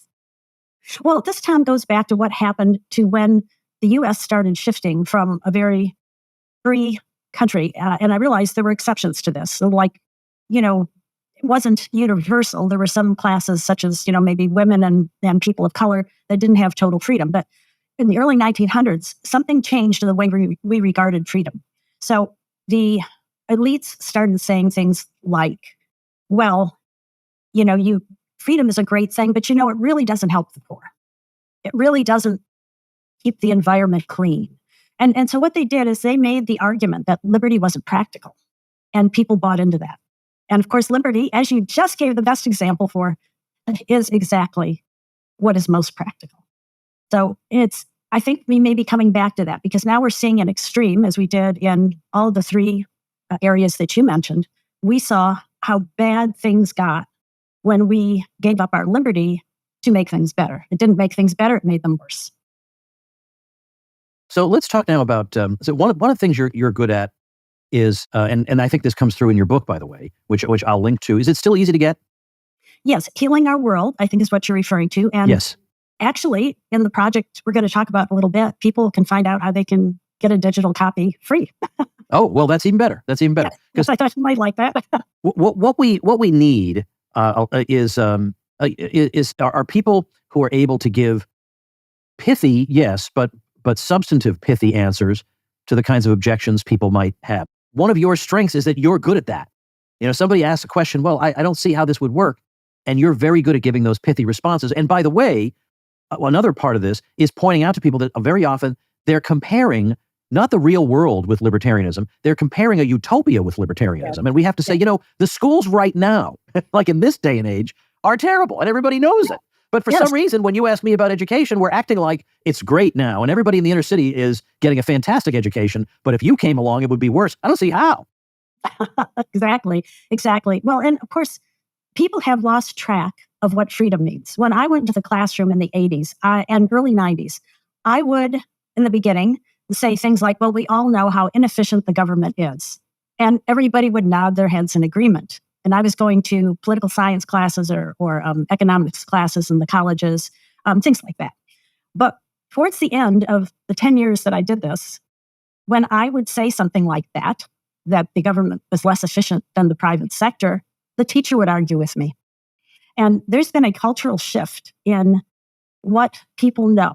And that's why, generally, when I went into the classroom, I always started with having the students vote on what their ideal system would be, and then what our government currently does. And this is a very effective thing for anybody who goes into the classroom. I'd put on the board, the minority should rule the majority, number 1. The majority should rule the minority, number 2. And 3, everyone should rule themselves as long as they don't initiate physical force, fraud, or theft against others. So I asked the students to vote. If you got to decide how the world would work, the political world, what would you vote on? And about 90 to 95% of the students raised their hands for the non-aggression principle, the third item, which is the basis of libertarianism. And then I would ask them, how do you feel that the current U.S. government fits into one of these 3 categories? And almost no one would raise their hand for the third one, the libertarian one. They would be either saying the minority should rule the majority or the majority should rule the minority. So right away, you establish rapport because people naturally gravitate to the non-aggression principle. And then, of course, where you get all tripped up usually is explaining how that translates to the real world. Yeah. That taxation is theft. That regulation actually has the opposite effect of, it doesn't protect us, it actually turns us over to those who would exploit us. And of course, there's where, but that's why it's important to get that agreement up front if you can. And if you're just talking to friends and family, it's just important, I think, to establish a similar rapport. So if they say, if they're very negative, for example, and might say, well, in a libertarian world, people would starve in the streets. You need to be able to come back with something that will get them to ask you more. And so one of the things I like to do in that case, I like to say, well, of course, we all want to live in a world where people don't starve in the streets, but the poor would have more in a libertarian society. And they go, what? No. And so they say, how do you figure that? And then you have an opportunity to speak and, maybe for 5 or 10 minutes because they want to know how that would work. You've got their interest piqued. And you also establish rapport with them by acknowledging the fact that you recognize that what they want is a better world. And of course, so do we. So there's things like that that can really help us when we're trying to share the message.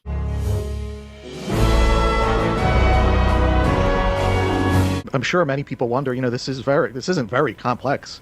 We put up that chart and explain what's happening. This isn't some algebraic equation that we're explaining. This is very simple to understand. Is it possible that the government doesn't know what they're doing, that the Fed doesn't know what they're doing? Now, there are many that really don't know. They have no economic sense whatsoever. But there are those that do understand what they're doing, and they have their own motives. Dr. Paul mentions often on our show how there are people that create chaos because that's where they believe they will thrive. Lenin said that the best way to destroy a capitalist society is to just keep printing the money, destroy the money, and you'll destroy the capitalist society. And he's right.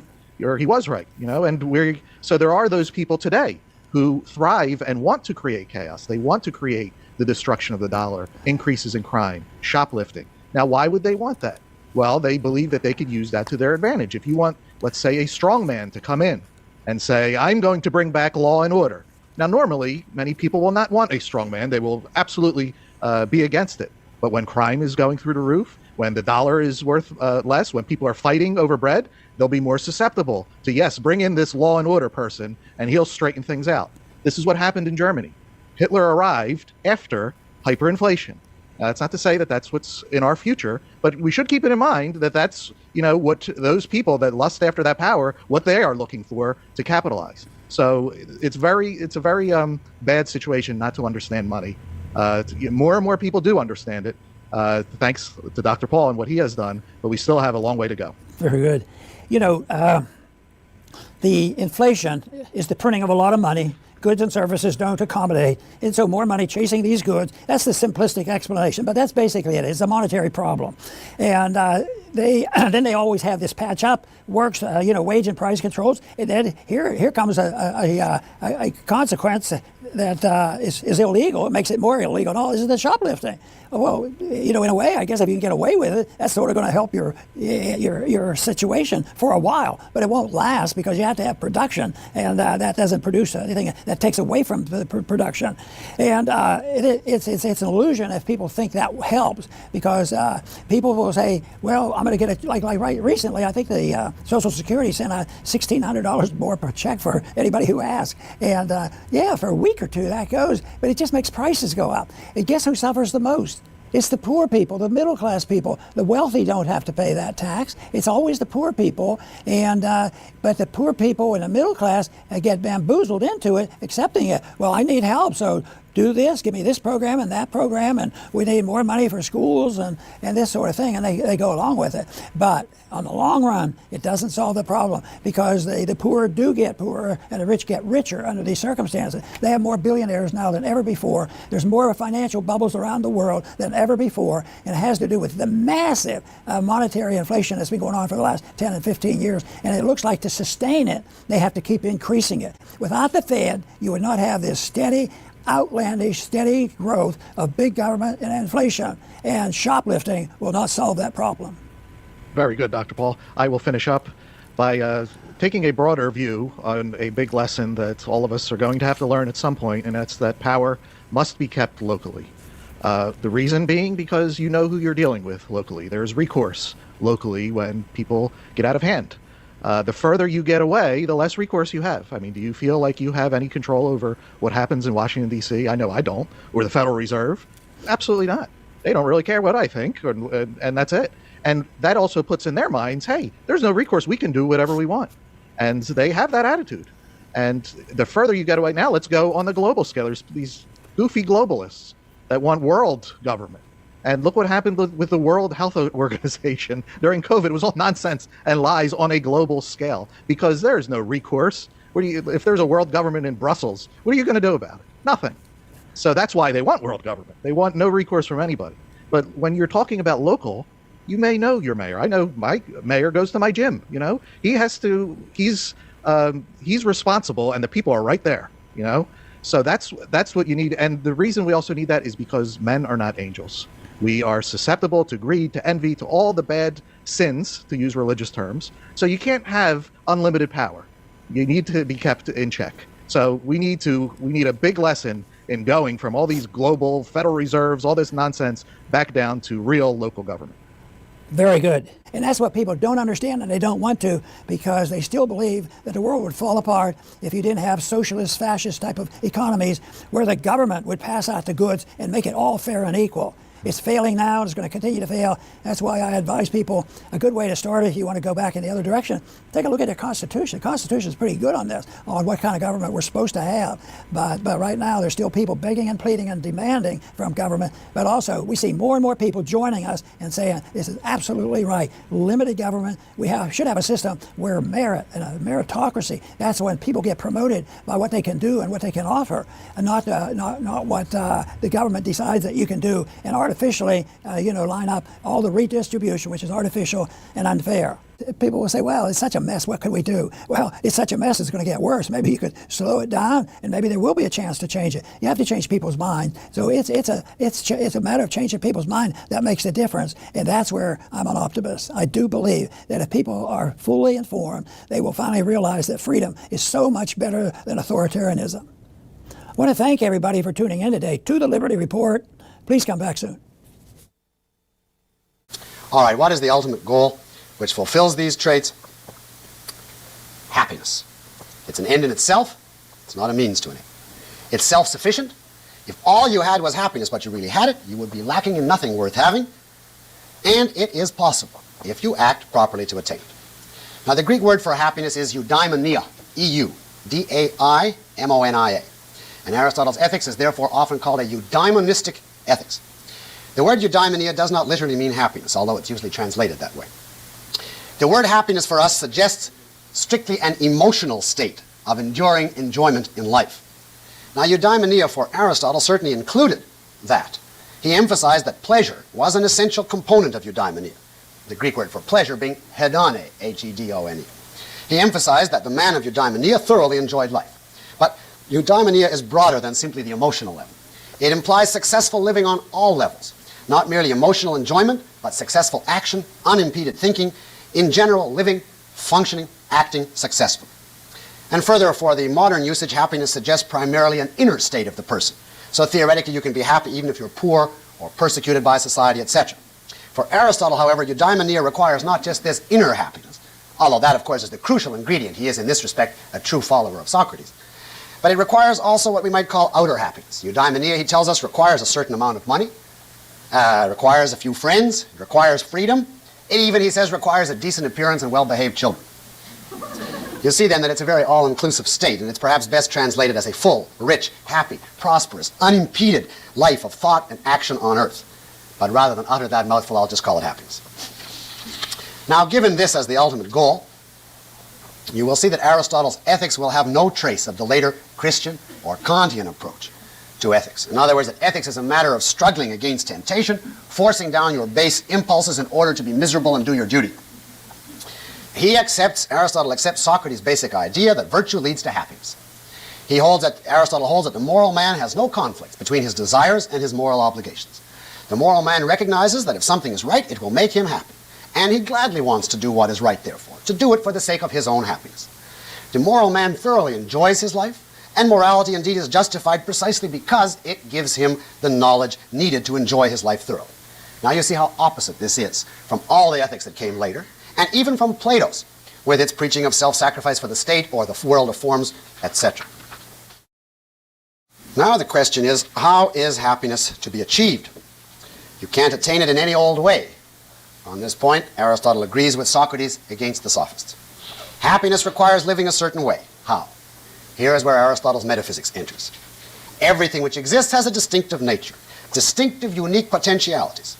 And the nature of reality, we know, is that everything acts to achieve, to realize, to actualize its distinctive potentialities, to pass from matter to form, to express in reality that which is in it potentially, to fulfill itself, to realize itself. This is inherent in each thing, the striving after its full realization. If so, what can the good life, what can eudaimonia for a thing be, except to act as reality and its own nature require? Now, to take another hypothetical case, suppose that you were making up an ethics for an acorn. The only thing you could tell this acorn is, look, cooperate wholeheartedly with the laws of reality and your own nature. Strive with all your might to actualize your distinctive potentialities and become an oak. Because if you try anything else, suppose, for instance, this acorn conceives an ardent passion to become a willow tree, it is doomed to frustration, to self-negation, to misery. A happy acorn, an acorn of eudaimonia, would be one working to actualize its distinctive potentialities. Well, the same is true for man. He too has unique potentialities, and the good life, eudaimonia, consists of realizing. What is man's distinctive potentiality? Aristotle's psychology has already answered that. Reason. Nous. To be true to his own nature and the nature of reality, then, man must actualize his distinctive potentiality, reason. The life of reason is thus the life of happiness. But what in this context is reason? Aristotle distinguishes two different uses of reason. Reason which is used to guide life, to regulate the emotions, to tell us how to act, that he calls the practical reason. And reason which is used to acquire knowledge as an end in itself, just to discover and contemplate truth for its own sake, without any reference to practical consequences. That he calls the theoretical or the contemplative reason. I interject that this is an invalid distinction, and I will say a word later about it, but for now let's follow Aristotle. If there are two uses of reason, the practical and the contemplative, then the life of reason will have two departments. The exercise of the practical reason and the exercise of the theoretical reason. And every man, for Aristotle, must exercise both insofar as he can. In each case, there will be a proper use of reason, a virtuous use. And remember, virtue for the Greeks means excellence of function. So there will be two types of virtues. The excellent use of practical reason will give us what is called the moral virtues. And the excellent use of contemplative reason will give us what is called the intellectual virtues. Let us look at each briefly, and first, the virtues of practical reason, the moral virtues. Now, practical reason, as I said, is reason used to guide or regulate man's actions, emotions, desires. Parenthetically, I observe that for Aristotle as for Plato, emotions are an independent, non-rational element of the personality, which require regulation by the reason. But for Aristotle, because he believes in only one world, and because he does not believe in a metaphysical soul-body clash, he does not believe that it is as hard to control the emotions as Plato does. He doesn't believe that there is an inherent war between reason and emotions. He believes that if you use your reason properly, you can control your emotions largely and live harmoniously and happily.